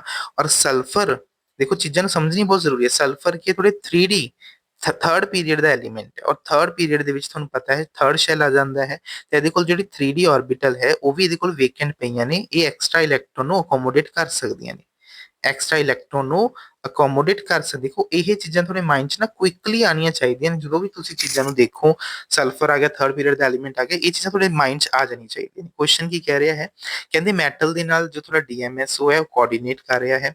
ਜਦੋਂ ਇਹ ਕੋਆਰਡੀਨੇਟ ਕੀਤਾ ਤਾਂ IR ਸਪੈਕਟਰਾ ਓਬਜ਼ਰਵ ਕੀਤਾ ਗਿਆ ਤਾਂ IR ਸਪੈਕਟਰਾ ਦੇ ਵਿੱਚ ਜੋ ਸਲਫਰ ਤੇ ਆਕਸੀਜਨ ਦੀ ਫ੍ਰੀਕੁਐਂਸੀ ਸੀ ਨਾ ਉਹ ਲੋਅਰ ਐਨਰਜੀ ਤੇ ਚਲੀ ਗਈ, ਮਤਲਬ ਉਹਦੀ ਫ੍ਰੀਕੁਐਂਸੀ ਘਟ ਗਈ ਪਹਿਲਾਂ ਨਾਲੋਂ। ਪਹਿਲਾਂ ਉਹਦੀ ਫ੍ਰੀਕੁਐਂਸੀ ਜ਼ਿਆਦਾ ਸੀ, ਹੁਣ ਉਹਦੀ ਜਿਹੜੀ ਫ੍ਰੀਕੁਐਂਸੀ ਜਦੋਂ ਉਹਨੇ ਮੈਟਲ ਦੇ ਨਾਲ ਕੋਆਰਡੀਨੇਟ ਕੀਤਾ DMSO ਨੇ ਉਹਦੀ frequency S sulphur oxygen bond ਦੀ ਉਹ ਘਟ ਗਈ ਹੈ। ਤਾਂ ਇਹਦਾ ਮਤਲਬ ਕੀ ਦੇਖੋ ਫ੍ਰੀਕੁਐਂਸੀ ਕਿਹਦੇ ਉੱਪਰ ਡਿਪੈਂਡ ਕਰਦੀ ਤੁਹਾਡੇ ਬੌਂਡ ਦੇ ਸਟਰੈਂਥ ਦੇ ਉੱਪਰ। कहने का मतलब अगर फ्रीक्वेंसी घट रही है एनर्जी घट रही है मतलब कि बॉन्ड की स्ट्रेंथ की हो रही है थोड़ी डिक्रीज कर रही है। तो वो पूछ रहे ने कि मैटल किहदे नाल कोआर्डिनेशन किया सल्फर दे नाल किया क्योंकि सल्फर को भी थोड़े लोन पेयर पे ने या ऑक्सीजन नाल किया या दोनों नाल कर सकता है। ये आपां दसना है। तो आपां दोनों केस बनाने हाँ। पहला केस आपां डिस्कस करते हैं जदों ऑक्सीजन ने अपने इलैक्ट्रॉन कोआर्डिनेट किए किनू मैटल नू। ये पहला केस है, इनू समझो ध्यान नाल देखो की है। जिद्दां ही ऑक्सीजन इलैक्ट्रॉन दे रहा है तो ऑक्सीजन को पॉजिटिव चार्ज आ रहा है। तो ऑक्सीजन एक इलैक्ट्रोनेगेटिव एलिमेंट है, थानू भी पता है ना ऑक्सीजन इलैक्ट्रोनेगेटिव है भाई अपन पता ही ऑक्सीजन हुण इलैक्ट्रोनेगेटिव है। तो एक ही करेगा अपने इलैक्ट्रॉन नू विदड्रॉ कर लेगा किदे तो डबल बॉन्ड तो ऑक्सीजन कोल की एक्वायर हो जाएगा। देखो जो ही इन्हें किया तो oxygen will acquire a negative charge, sulphur will acquire a positive charge. Double bond कादे विच कन्वर्ट हो गया सिंगल बॉन्ड च। ਤਾਂ ਤੁਹਾਡੀ ਬੌਂਡ ਦੀ ਜਿਹੜੀ ਸਟਰੈਂਥ ਹੈ ਡਬਲ ਬੌਂਡ ਤੋਂ ਸਿੰਗਲ ਬੌਂਡ ਹੋ ਗਿਆ ਤਾਂ ਬੌਂਡ ਦੀ ਜਿਹੜੀ ਸਟਰੈਂਥ ਹੈ ਉਹ ਡਿਕਰੀਜ਼ ਕਰ ਗਈ। बॉन्ड ਜਿਹੜੀ बॉन्ड ਦਾ ਆਰਡਰ ਹੈ ਉਹ ਡਿਕਰੀਜ਼ ਕਰ ਗਿਆ। अगर बॉन्ड ਦਾ ਆਰਡਰ ਡਿਕਰੀਜ਼ ਕਰੇਗਾ मतलब k वैल्यू डिक्रीज कर गई, k वैल्यू डिक्रीज करेगी मतलब फ्रीक्वेंसी डिक्रीज करेगी मतलब एनर्जी डिक्रीज कर रही है। दैट मीनस अपना ਜਿਹੜਾ ਮੈਟਲ ਹੈ ਜੋ ਤੁਹਾਡੇ ਕੋਲ DMSO ਹੈ ਉਹਨੇ ਬੌਂਡ ਕੋਆਰਡੀਨੇਟ ਕਿਹਦੇ ਨਾਲ ਬਣਾਇਆ ਹੈ ਆਕਸੀਜਨ ਦੇ ਨਾਲ। ਹਜੇ ਆਪਾਂ ਦੂਜਾ ਕੇਸ ਵੀ ਡਿਸਕਸ ਕਰ ਲੈਣੇ। ਮੰਨ ਲਓ ਹੁਣ ਤੁਹਾਡੇ ਕੋਲੇ ਸਲਫਰ ਦੇ ਨਾਲ ਕੋਆਰਡੀਨੇਟ ਕੀਤਾ, ਕਿਹਦੇ ਨਾਲ ਕੀਤਾ ਸਲਫਰ ਦੇ ਨਾਲ ਕੋਆਰਡੀਨੇਟ ਕੀਤਾ। ਲੈਟਸ ਸਪੋਜ਼ ਇਦਾਂ ਤਾਂ ਸਲਫਰ ਕੋਲ ਵੀ ਲੋਨ ਪੇਅਰ ਪ੍ਰੈਜ਼ੈਂਟ ਸੀ। ਹੁਣ ਸਲਫਰ ਦੇ ਨਾਲ ਕੋਆਰਡੀਨੇਟ ਕੀਤਾ, ਦੇਖੋ ਸਲਫਰ ਨੇ ਜਦੋਂ ਹੀ ਕੋਆਰਡੀਨੇਟ ਕੀਤਾ ਤਾਂ ਸਲਫਰ ਤੇ ਪੋਜ਼ਿਟਿਵ ਚਾਰਜ ਆ ਰਿਹਾ, ਕਿਉਂਕਿ ਸਲਫਰ ਕੋਲ ਕੀ ਨੇ, ਤੁਹਾਡੇ ਕੋਲ ਵੇਕੈਂਟ ਡੀ ਆਰਬਿਟਲ ਪ੍ਰੈਜ਼ੈਂਟ ਨੇ, ਕਿਉਂਕਿ 3D ਦਾ ਹੈ, ਮੈਂ ਪਹਿਲਾਂ ਹੀ ਦੱਸਿਆ। ਤਾਂ ਆਕਸੀਜਨ ਆਪਣੇ ਇਲੈਕਟ੍ਰੋਨ ਇਹਨੂੰ ਕੀ ਕਰ ਦੇਗਾ, ਡੋਨੇਟ ਕਰ ਦੇਗਾ। ਤਾਂ ਜਦੋਂ ਹੀ ਆਕਸੀਜਨ ਨੂੰ ਡੋਨੇਟ ਕਰੇ ਬੈਕ ਬੌਂਡਿੰਗ ਦੇ ਥਰੂ, ਤਾਂ ਇਹਦੇ ਕੋਲ ਕਿਹੜਾ ਆ ਰਿਹਾ, ਟ੍ਰਿਪਲ ਬੌਂਡ ਕਰੈਕਟਰ, ਮਤਲਬ ਬੌਂਡ ਆਰਡਰ ਵੱਧ ਰਿਹਾ, ਬੌਂਡ ਦੀ ਸਟਰੈਂਥ ਵੱਧ ਰਹੀ ਹੈ, ਕੇ ਵੈਲਿਊ ਵੱਧ ਰਹੀ ਹੈ। ਤਾਂ ਕੇ ਵੈਲਿਊ ਵਧਣ ਦੇ ਨਾਲ ਫ੍ਰੀਕੁਐਂਸੀ ਕੀ ਹੋਏਗੀ ਤੁਹਾਡੀ, ਵਧੇਗੀ। ਇਹ ਪੁਆਇੰਟ ਬਹੁਤ ਜ਼ਿਆਦਾ ਇੰਪੋਰਟੈਂਟ ਸੀ ਜੋ ਮੈਂ ਹੁਣ ਐਕਸਪਲੇਨ ਕੀਤਾ ਹੈ। ਬੈਕ ਬੌਂਡਿੰਗ ਕਰਕੇ ਆਕਸੀਜਨ ਆਪਣੇ ਇਲੈਕਟ੍ਰੋਨ ਸਲਫਰ ਦੇ ਵੇਕੈਂਟ 3 ਆਰਬਿਟਲ ਦੇ ਵਿੱਚ ਡੋਨੇਟ ਕਰੇਗਾ, ਜਿਸ ਨਾਲ ਸਲਫਰ ਤੇ ਆਕਸੀਜਨ ਦੇ ਵਿੱਚ ਜਿਹੜਾ ਬੌਂਡ ਹੈ ਉਹ ਵਧੇਗਾ, ਸਟਰੈਂਥ ਫ੍ਰੀਕੁਐਂਸੀ ਵੱਧ ਜਾਏਗੀ। ਪਰ ਇੱਥੇ ਤਾਂ ਡਿਕਰੀਜ਼ ਕਰ ਰਹੀ ਹੈ ਨਾ, ਮਤਲਬ ਸਲਫਰ ਦੇ ਨਾਲ ਕੋਆਰਡੀਨੇਸ਼ਨ ਨਹੀਂ ਹੋ ਸਕਦਾ। ਤਾਂ ਇਸ ਕੁਐਸਚਨ ਦਾ ਕਰੈਕਟ ਆਨਸਰ ਕੀ ਆਣਾ ਸੀ, ਇਹ ਆਪਸ਼ਨ। ਦੇਖੋ ਇਹ ਸਾਰਾ ਕੁਝ ਤੁਹਾਡੇ ਕਨਸੈਪਟ ਦੇ ਉੱਪਰ ਬੇਸ ਹੈ, ਜਿਹਨੂੰ ਕਨਸੈਪਟ ਕਲੀਅਰ ਹੈ ਉਹ ਈਜ਼ੀਲੀ ਕੁਐਸਚਨ ਨੂੰ ਅਟੈਂਪਟ ਕਰ ਸਕਦਾ। ਦੇਖੋ ਇਹ ਤੁਹਾਡਾ ਮਾਸਟਰ ਕੈਡਟ 2017 ਦੇ ਵਿੱਚ ਕੁਐਸਚਨ ਪੁੱਛਿਆ ਗਿਆ ਸੀ, ਠੀਕ ਹੈ। ਨੈਕਸਟ, ਅੱਛਾ ਕਈ ਬੱਚਿਆਂ ਨੂੰ ਨਾ ਡਾਊਟ ਬਹੁਤ ਰਹਿੰਦਾ ਹੈ ਨੈਟ ਦਾ ਸਿਲੇਬਸ ਤੇ ਲੈਕਚਰਰ ਕੈਡਟ ਦੇ ਸਿਲੇਬਸ। ਮੈਂ ਪਹਿਲਾਂ ਦੱਸਦਾ, your syllabus for both master cadet and lecturer cadet chemistry that is same। Net the syllabus quite different ਹੈ, ਨੈਟ ਦੇ ਸਿਲੇਬਸ ਇਸ ਨਾਲ ਕੋਈ ਲੈਣਾ ਦੇਣਾ ਨਹੀਂ ਹੈ। ਮਾਸਟਰ ਕੈਡਟ ਤੇ ਲੈਕਚਰਰ ਕੈਡਟ ਦਾ ਸਿਲੇਬਸ ਆਲਮੋਸਟ ਸੇਮ ਹੈ, ਡਿਫਰੈਂਸ ਨੰਬਰ ਆਫ ਕੁਐਸਚਨਸ ਦੇ ਵਿੱਚ ਆ ਜਾਂਦਾ ਹੈ। ਲੈਵਲ, ਡਿਫਿਕਲਟੀ ਲੈਵਲ ਤੁਸੀਂ ਦੇਖ ਪਾ ਰਹੇ ਹੋ, ਤੁਸੀਂ ਆਬਜ਼ਰਵ ਕਰਿਓ ਕੁਐਸਚਨਸ ਨੂੰ ਬੇਟਾ, ਅੱਜ ਦੇ ਟਾਈਮ ਦੇ ਵਿੱਚ ਕੋਈ ਜ਼ਿਆਦਾ ਡਿਫਰੈਂਸ ਨਹੀਂ ਹੈ, ਕੁਐਸਚਨ ਕਿਤੋਂ ਵੀ ਫਰੇਮ ਹੋ ਕੇ ਤੁਹਾਡਾ ਆ ਸਕਦਾ ਹੈ। ਨੈਕਸਟ ਕੁਐਸਚਨ ਹੈ, ਕਹਿੰਦੇ ਅਗਰ ਤੁਸੀਂ ਆਈਆਰ ਸਪੈਕਟਰਮ ਲੈਣੇ ਹੋ ਵਾਟਰ ਦਾ, ਜੋ ਕਿ ਤੁਹਾਡੇ ਮੈਟਲ ਦੇ ਨਾਲ ਬੌਂਡਡ ਕੀਤਾ ਹੋਇਆ ਹੈ ਨਾ, ਤੁਹਾਨੂੰ ਕਿੰਨੇ ਬੈਂਡ ਆਈਆਰ ਦੇ ਵਿੱਚ ਐਕਸਪੈਕਟਡ ਨੇ, ਕਿ ਕਿੰਨੇ ਬੈਂਡ ਤੁਹਾਨੂੰ ਦੇਖਣ ਨੂੰ ਮਿਲ ਸਕਦੇ ਨੇ। ਤਾਂ ਦੇਖੋ ਤੁਹਾਨੂੰ ਪਤਾ, ਆਪਾਂ ਹੁਣੀ ਕੁਐਸਚਨ ਕੀਤਾ ਸੀ ਕਿ ਵਾਟਰ ਤੁਹਾਡਾ ਨੋਨ ਲੀਨੀਅਰ ਸਿਸਟਮ ਹੈ, ਤਾਂ non linearly number of vibrations mode ਕਿੰਨੇ ਆਉਂਦੇ ਨੇ, 3 ਐਂਡ -6। ਤਾਂ 3 × 3 - 6 ਦੈਟ ਮੀਨਸ ਕਿੰਨੇ ਆ ਗਏ, 3। ਤਾਂ 3 ਆਈਆਰ ਦੇ ਜਿਹੜੇ ਬੈਂਡਸ ਨੇ ਉਹ ਤਾਂ ਤੁਹਾਨੂੰ ਵਾਟਰ ਕਰਕੇ ਮਿਲ ਰਹੇ ਨੇ, ਔਰ ਇੱਕ ਜਦੋਂ ਮੈਟਲ ਆਕਸੀਜਨ ਨਾਲ ਬੌਂਡਡ ਹੈ ਤਾਂ ਇੱਕ ਬੈਂਡ ਤੁਹਾਨੂੰ ਮੈਟਲ ਤੇ ਆਕਸੀਜਨ ਦਾ ਵੀ ਤਾਂ ਮਿਲੇਗਾ ਨਾ, ਮੈਟਲ ਤੇ ਆਕਸੀਜਨ ਵੀ ਇੱਕ ਬੈਂਡ ਤੁਹਾਨੂੰ ਪ੍ਰੋਵਾਈਡ ਕਰੇਗਾ। ਤਾਂ ਟੋਟਲ ਬੈਂਡ ਕਿੰਨੇ ਹੋ ਗਏ, 3 ਤੁਹਾਡੇ ਵਾਟਰ ਕਰਕੇ ਹੋ ਗਏ, ਔਰ ਇੱਕ ਤੁਹਾਡਾ ਮੈਟਲ ਆਕਸੀਜਨ ਨਾਲ ਕੋਆਰਡੀਨੇਟ ਕਰੇ ਉਹ ਵੀ ਇੱਕ ਬੈਂਡ ਮਿਲੇਗਾ ਤੁਹਾਨੂੰ। ਟੋਟਲ ਬੈਂਡਸ ਕਿੰਨੇ ਮਿਲਣਗੇ ਤੁਹਾਨੂੰ, 4 ਆਈਆਰ ਬੈਂਡਸ ਦੇਖਣ ਨੂੰ ਮਿਲਣਗੇ। ਇਹ ਤੁਹਾਡਾ 2020 ਦਾ ਕੁਐਸਚਨ ਸੀ। 2021 ਦੇ ਵਿੱਚ ਕੁਐਸਚਨ ਆਇਆ, ਕਹਿੰਦੇ which of the following is the wave number of near infrared spectrometer, ਹੈ ਨਾ। ਤਾਂ ਦੇਖੋ ਹੁਣ ਸਮਝੋ, ਤਾਂ ਆਪਣੇ ਕੋਲ ਕੀ ਹੁੰਦਾ ਹੈ, ਆਪਣੇ ਕੋਲੇ ਆਈਆਰ ਹੈ, ਲੈਟਸ ਸਪੋਜ਼ ਆਪਾਂ ਲੈਫਟ ਟੂ ਰਾਈਟ ਲਿਖ ਰਹੇ ਹਾਂ। ਤਾਂ ਆਪਣੇ ਕੋਲ ਕੀ ਹੁੰਦਾ, ਇੱਕ ਨੀਅਰ ਆਈਆਰ ਰੀਜਨ ਹੁੰਦਾ ਰਾਜੇ, ਇੱਕ ਹੁੰਦਾ ਹੈ ਮਿਡ ਆਈਆਰ ਰੀਜਨ, ਜੋ ਆਪਾਂ ਆਰਗੈਨਿਕ ਦੇ ਵਿੱਚ ਦੇਖਦੇ ਹਾਂ ਨਾ ਉਹ ਮਿਡ ਆਈਆਰ ਰੀਜਨ ਹੁੰਦਾ ਹੈ। ਇੱਕ ਹੁੰਦਾ ਹੈ ਤੁਹਾਡਾ ਫਾਰ ਆਈਆਰ ਰੀਜਨ, ਹੈ। ਤਿੰਨ ਪਾਰਟਸ ਦੇ ਵਿੱਚ ਉਹਨੂੰ ਡਿਵਾਈਡ ਕਰਦੇ ਹਾਂ। ਜਦੋਂ ਤੁਸੀਂ ਇਹਨੂੰ ਇੱਧਰਲੇ ਪਾਸੇ ਜਾ ਰਹੇ ਹੋ, ਲੈਫਟ ਟੂ ਰਾਈਟ ਜਾ ਰਹੇ ਹੋ, ਤੁਹਾਨੂੰ ਪਤਾ ਵੇਵ ਲੈਂਥ ਵੱਧਦੀ ਹੈ, ਔਰ ਜਦੋਂ ਤੁਸੀਂ ਰਾਈਟ ਟੂ ਲੈਫਟ ਜਾ ਰਹੇ ਹੋ ਤੁਹਾਨੂੰ ਪਤਾ ਹੈ ਜਿਹੜਾ ਵੇਵ ਨੰਬਰ ਹੈ, ਫ੍ਰੀਕੁਐਂਸੀ ਹੈ, ਉਹ ਵੱਧਦੀ ਹੈ। ਮਿਡ ਆਈਆਰ ਦੀ ਵੈਲਿਊ ਤੁਹਾਨੂੰ ਪਤਾ ਹੋਏਗੀ ਆਲਰੇਡੀ, ਉਹ ਆਪਣੇ ਕੋਲ ਕਿੰਨੀ ਹੁੰਦੀ ਹੈ, 4000 to 400 centimetre inverse, 4000 to 400 centimetre inverse, ਹੈ ਨਾ। ਹੁਣ ਆਪਾਂ ਇਹਨੂੰ ਕਿਸ ਫਾਰਮ 'ਚ ਲਿਖ ਰਹੇ ਹਾਂ, ਵੇਵ ਨੰਬਰ ਦੀ ਫਾਰਮ 'ਚ ਇਹਨੂੰ ਆਪਾਂ ਐਲੋਕੇਟ ਕਰ ਰਹੇ ਹਾਂ, ਹੈ ਨਾ। ਤਾਂ ਅਗਰ ਗੱਲ ਕਰਾਂ ਫਾਰ ਦੀ, ਤਾਂ ਫਾਰ ਦੇ ਵਿੱਚ ਤੁਸੀਂ ਦੇਖੋ ਵੇਵ ਲੈਂਥ ਜ਼ਿਆਦਾ ਹੋਊਗੀ, ਵੇਵ ਨੰਬਰ ਇਸ ਤੋਂ ਵੀ ਘੱਟ ਆਏਗਾ। ਤਾਂ ਇਹਦਾ ਵੇਵ ਨੰਬਰ ਕਿੰਨਾ ਹੁੰਦਾ ਹੈ, 400 ਤੋਂ 50 ਸੈਂਟੀਮੀਟਰ ਇਨਵਰਸ। ਇਹਦਾ ਦੇਖੋ ਵੇਵ ਨੰਬਰ ਘੱਟ ਹੈ, ਵੇਵ ਨੰਬਰ ਘੱਟ ਹੈ ਮਤਲਬ ਵੇਵ ਲੈਂਥ ਜ਼ਿਆਦਾ ਆਏਗੀ, ਤਾਂ ਸਹੀ ਹੈ। ਇੱਥੇ ਦੇਖੋ ਕੀ ਹੈ, ਇਹਦੀ ਵੇਵ ਲੈਂਥ ਘੱਟ ਹੈ, ਵੇਵ ਲੈਂਥ ਘੱਟ ਮਤਲਬ ਇਹਦਾ ਵੇਵ ਨੰਬਰ ਕੀ ਆਊਗਾ, ਜ਼ਿਆਦਾ ਆਊਗਾ। ਤਾਂ ਇਹ ਤੋਂ ਵੀ ਜ਼ਿਆਦਾ ਆਊਗਾ, ਇਹਦਾ ਹੁੰਦਾ ਹੈ 1250 ਤੋਂ 12500 ਤੋਂ ਸੌਰੀ 12500 ਤੋਂ 4000 ਸੈਂਟੀਮੀਟਰ ਇਨਵਰਸ। ਤਾਂ ਇਹਨੂੰ ਧਿਆਨ 'ਚ ਰੱਖਣਾ, ਇਹ ਪੇਪਰ 'ਚ ਜਿਵੇਂ ਪੁੱਛਿਆ ਜਾ ਚੁੱਕਿਆ, ਤਾਂ ਇਹਦਾ ਤੁਹਾਨੂੰ ਪਤਾ ਹੋਣਾ ਚਾਹੀਦਾ ਹੈ। ਦੇਖੋ ਜ਼ਰੂਰੀ ਨਹੀਂ ਹੈ ਕਿ ਇਸ ਕੁਐਸਚਨ ਦਾ ਆਨਸਰ ਤੁਹਾਨੂੰ ਪਤਾ ਮਤਲਬ ਤੁਹਾਨੂੰ ਯਾਦ ਰੱਟਾ ਹੋਣਾ ਚਾਹੀਦਾ ਫਿਰ ਹੀ ਦੱਸ ਸਕਦੇ ਹੋ, ਨਹੀਂ। ਤੁਹਾਨੂੰ ਇਹ ਪਤਾ ਹੈ ਕਿ ਜੋ ਤੁਸੀਂ ਆਈਆਰ ਰੀਜਨ 'ਚ ਕੰਮ ਕਰਦੇ ਹੋ ਉਹ ਕਿੰਨਾ ਹੁੰਦਾ, 400 ਤੋਂ 4000, ਕਿਤੇ ਵੀ ਆਪਸ਼ਨ 'ਚ ਅਵੇਲੇਬਲ ਨਹੀਂ ਹੈ। ਦੇਖੋ ਇਹ ਤਾਂ ਤੁਹਾਡੇ ਕੋਲ ਦੇਖੋ 200 ਚਲਾ ਗਿਆ, 200 ਵਾਲਾ ਰੀਜਨ ਕੀ ਹੁੰਦਾ, 200 ਤੋਂ 400 ਤੁਹਾਨੂੰ ਪਤਾ ਯੂਵੀ ਵਾਲਾ ਪਾਰਟ ਹੋ ਜਾਂਦਾ ਹੈ, ਉਹਦੇ ਵਿੱਚ ਨਹੀਂ ਆ ਰਿਹਾ, ਹਨਾ, ਉਹ ਤੁਹਾਡੇ ਕੋਲ ਨੈਨੋਮੀਟਰ ਚ ਆਉਂਦਾ ਹੈ। ਤਾਂ ਇਹਨੂੰ ਤੁਸੀਂ ਏਦਾਂ ਵੀ ਕੰਪੇਅਰ ਕਰ ਸਕਦੇ ਹੋ ਜਿੱਦਾਂ ਮੈਂ ਤੁਹਾਨੂੰ ਫ੍ਰੀਕੁਐਂਸੀ ਤੇ ਵੇਵਲੈਂਥ ਨਾਲ ਕੰਪੇਅਰ ਕਰਵਾਇਆ ਹੈ। ਤਾਂ ਮਿਡ ਜੋ ਤੁਹਾਡਾ ਪਾਰਟ ਜਿਹਦੇ ਵਿੱਚ ਆਪਾਂ ਦੇਖਦੇ ਹਾਂ ਉਹ 4000 ਤੋਂ 400 ਹੈ। ਤਾਂ ਆਪਾਂ ਨੂੰ ਪੁੱਛੇ ਨੀਅਰ ਵਾਲਾ, ਤਾਂ ਨੀਅਰ ਦੀ ਫ੍ਰੀਕੁਐਂਸੀ ਜੋ ਆਏਗੀ ਜਾਂ ਵੇਵ ਨੰਬਰ ਆਏਗਾ ਉਹ ਥੋੜੇ ਮਿਡ ਤੋਂ ਜ਼ਿਆਦਾ ਹੀ ਆਏਗਾ, ਔਰ ਜ਼ਿਆਦਾ ਵਾਲਾ ਪੋਰਸ਼ਨ ਸਿਰਫ ਇੱਕ ਹੀ ਦਿੱਤਾ ਹੋਇਆ ਰਾਜੇ, ठीक है, ਤਾਂ ਕਰਕੇ ਤੁਸੀਂ ਏਦਾਂ ਵੀ ਚੈੱਕ ਕਰ ਸਕਦੇ, ਜ਼ਰੂਰੀ ਨਹੀਂ ਹੈ ਕਿ ਤੁਹਾਨੂੰ ਐਗਜ਼ੈਕਟ ਨੰਬਰ ਪਤਾ ਹੋਣਾ ਚਾਹੀਦਾ, ਰੇਂਜ ਪਤਾ ਹੋਣੀ ਚਾਹੀਦੀ ਹੈ, ਫਿਰ ਹੀ ਤੁਸੀਂ ਕੁਐਸਚਨ ਨੂੰ ਆਨਸਰ ਕਰ ਸਕਦੇ ਹੋ। ਹਮੇਸ਼ਾ ਇਸ ਚੀਜ਼ ਦਾ ਧਿਆਨ ਰੱਖਣਾ, ਜਿੰਨੀ ਨੌਲੇਜ ਤੁਸੀਂ ਪੜ੍ਹੀ ਹੋਈ ਹੈ ਉਸ ਨੂੰ ਯੂਜ਼ ਕਰਕੇ ਤੁਸੀਂ ਕੁਐਸਚਨ ਨੂੰ ਕਿੱਦਾਂ ਅਟੈਂਪਟ ਕਰ ਰਹੇ ਹੋ, ਦੈਟ ਇਜ਼ ਮੋਰ ਇੰਪੋਰਟੈਂਟ, ਹੈ ਨਾ। ਤਾਂ ਉਹਨੂੰ ਆਪਾਂ ਤੁਸੀਂ ਇਹਨੂੰ ਏਦਾਂ ਵੀ ਸੋਲਵ ਕਰ ਸਕਦੇ ਸੀ। ਨੈਕਸਟ ਕੁਐਸਚਨ 2021 ਦੇ ਵਿੱਚ ਫਿਰ ਪੁੱਛਿਆ ਗਿਆ, ਕਹਿੰਦੇ in respect of IR spectrum of SO2। ਦੇਖੋ SO2 ਦਾ ਸਟਰਕਚਰ ਕੀ ਹੁੰਦਾ ਹੈ ਤੁਹਾਨੂੰ ਅਗੇਨ ਪਤਾ ਹੋਣਾ ਚਾਹੀਦਾ ਹੈ, ਬੈਂਡ ਸ਼ੇਪ ਜਾਂ ਵੀ ਸ਼ੇਪ ਹੁੰਦਾ ਹੈ, ਨॉन ਲੀਨੀਅਰ ਸਿਸਟਮ ਹੈ, that means 3n-6, number of total atoms ਕਿੰਨੇ ਨੇ, 3 ਨੇ। ਤਾਂ ਅਗੇਨ ਇਹਦੇ ਵਿੱਚ ਤੁਹਾਨੂੰ ਕਿੰਨੇ ਬੈਂਡ ਦੇਖਣ ਨੂੰ ਮਿਲਣਗੇ, 3 IR ਬੈਂਡਸ ਦੇਖਣ ਨੂੰ ਮਿਲਣਗੇ। ਤਾਂ ਇਸ ਕੁਐਸਚਨ ਦਾ ਆਨਸਰ ਕੀ ਬਣੇਗਾ ਤੁਹਾਡੇ ਕੋਲੇ, ਸੀ ਆਪਸ਼ਨ। ਤਾਂ ਦੇਖੋ ਕੁਐਸਚਨ ਬਹੁਤ ਹੀ ਸਿੰਪਲ ਆਉਂਦੇ ਨੇ, ਪਰ ਕਨਸੈਪਟ ਤੁਹਾਨੂੰ ਕਲੀਅਰ ਹੋਣੇ ਚਾਹੀਦੇ ਨੇ, ਫੇਰ ਹੀ ਤੁਸੀਂ ਕਰ ਸਕਦੇ ਹੋ। Next, number of vibrational modes in C2H6। ਦੇਖੋ C2H6 ਕੀ ਹੈ ਤੁਹਾਡੇ ਕੋਲੇ, ਇਥੇਨ ਹੈ। ਹੁਣ ਤੁਸੀਂ ਦੱਸੋ ਇਥੇਨ ਲੀਨੀਅਰ ਹੈ ਜਾਂ ਨॉन ਲੀਨੀਅਰ, ਪਹਿਲਾਂ ਸੋਚੋ ਫਿਰ ਮੈਨੂੰ ਦੱਸੋ। ਲੀਨੀਅਰ ਮਤਲਬ ਜੋ ਇੱਕ ਹੀ ਲਾਈਨ ਤੇ ਕੀ ਹੁੰਦਾ ਤੁਹਾਡੇ ਕੋਲੇ ਪ੍ਰੈਜ਼ੈਂਟ ਹੁੰਦਾ ਹੈ, ਇਹ ਕੀ ਹੈ ਤੁਹਾਡੇ ਕੋਲੇ ਇੱਕ ਨॉन ਲੀਨੀਅਰ ਸਿਸਟਮ ਹੈ। ਤਾਂ ਨॉन ਲੀਨੀਅਰ ਸਿਸਟਮ ਮਤਲਬ 3n-6, number of atoms total count ਕਰੋ, ਦੇਖੋ 2 ਕਾਰਬਨ ਨੇ, 6 ਹਾਈਡਰੋਜਨਸ ਨੇ, ਤਾਂ ਟੋਟਲ ਕਿੰਨੇ ਹੋ ਗਏ, 3 × 8 - 6, ਹੈ ਨਾ। ਤਾਂ 24 - 6 ਤਾਂ ਕਿੰਨੇ ਬਣ ਗਏ, 18। ਤਾਂ ਇਸ ਕੁਐਸਚਨ ਦਾ ਆਨਸਰ ਕਿੰਨਾ ਆ ਜਾਊਗਾ, ਏ ਆਪਸ਼ਨ। ਬੜੇ ਹੀ ਸਿੰਪਲ ਕੁਐਸਚਨ ਆਉਂਦੇ ਨੇ, ਧਿਆਨ ਨਾਲ ਚੀਜ਼ਾਂ ਨੂੰ ਕਰਨਾ। ਤੁਸੀਂ ਦੇਖੋ ਇੱਕੋ ਜਿਹੇ ਕਈ ਵਾਰ ਟਾਈਪ ਦੇ ਕੁਐਸਚਨਸ ਵੀ ਰਿਪੀਟ ਹੁੰਦੇ ਨੇ, ਗਲਤੀਆਂ ਨਹੀਂ ਕਰਨੀਆਂ। C2H6 ਐਲਕੇਨ ਸਿਸਟਮ ਹੈ, ਨॉन ਲੀਨੀਅਰ ਸਿਸਟਮ ਹੈ, ਧਿਆਨ ਰੱਖਣਾ। ਕਮੈਂਟ ਸੈਸ਼ਨ 'ਚ ਤੁਸੀਂ ਦੱਸਣਾ ਹੈ C2H2 ਦੇ ਵਿੱਚ ਨੰਬਰ ਆਫ ਵਾਈਬ੍ਰੇਸ਼ਨਲ ਮੋਡਸ ਕਿੰਨੇ ਦੇਖਣ ਨੂੰ ਮਿਲਣਗੇ। ਇਹ ਤੁਹਾਡਾ ਹੋਮਵਰਕ ਪਾਰਟ ਹੈ, ਇਹਨੂੰ ਤੁਸੀਂ ਕਮੈਂਟ ਸੈਸ਼ਨ 'ਚ ਜ਼ਰੂਰ ਲਿਖਣਾ ਹੈ।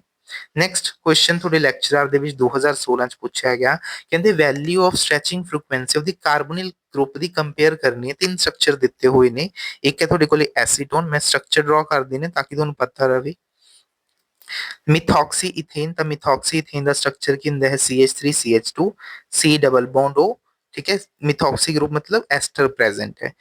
ब्यूट 3 in 2 on, है ना। तो मतलब सैकेंड नंबर कार्बन ਤੇ 4 ਕਾਰਬਨ ਨੇ ਟੋਟਲ, ਸੈਕਿੰਡ ਨੰਬਰ ਤੇ ਕਾਰਬੋਨਿਲ ਗਰੁੱਪ ਕੀਟੋਨ ਲੱਗਿਆ ਹੋਇਆ ਹੈ, ਥਰਡ ਨੰਬਰ ਤੇ ਡਬਲ ਬੌਂਡ ਸਿਸਟਮ ਹੈ।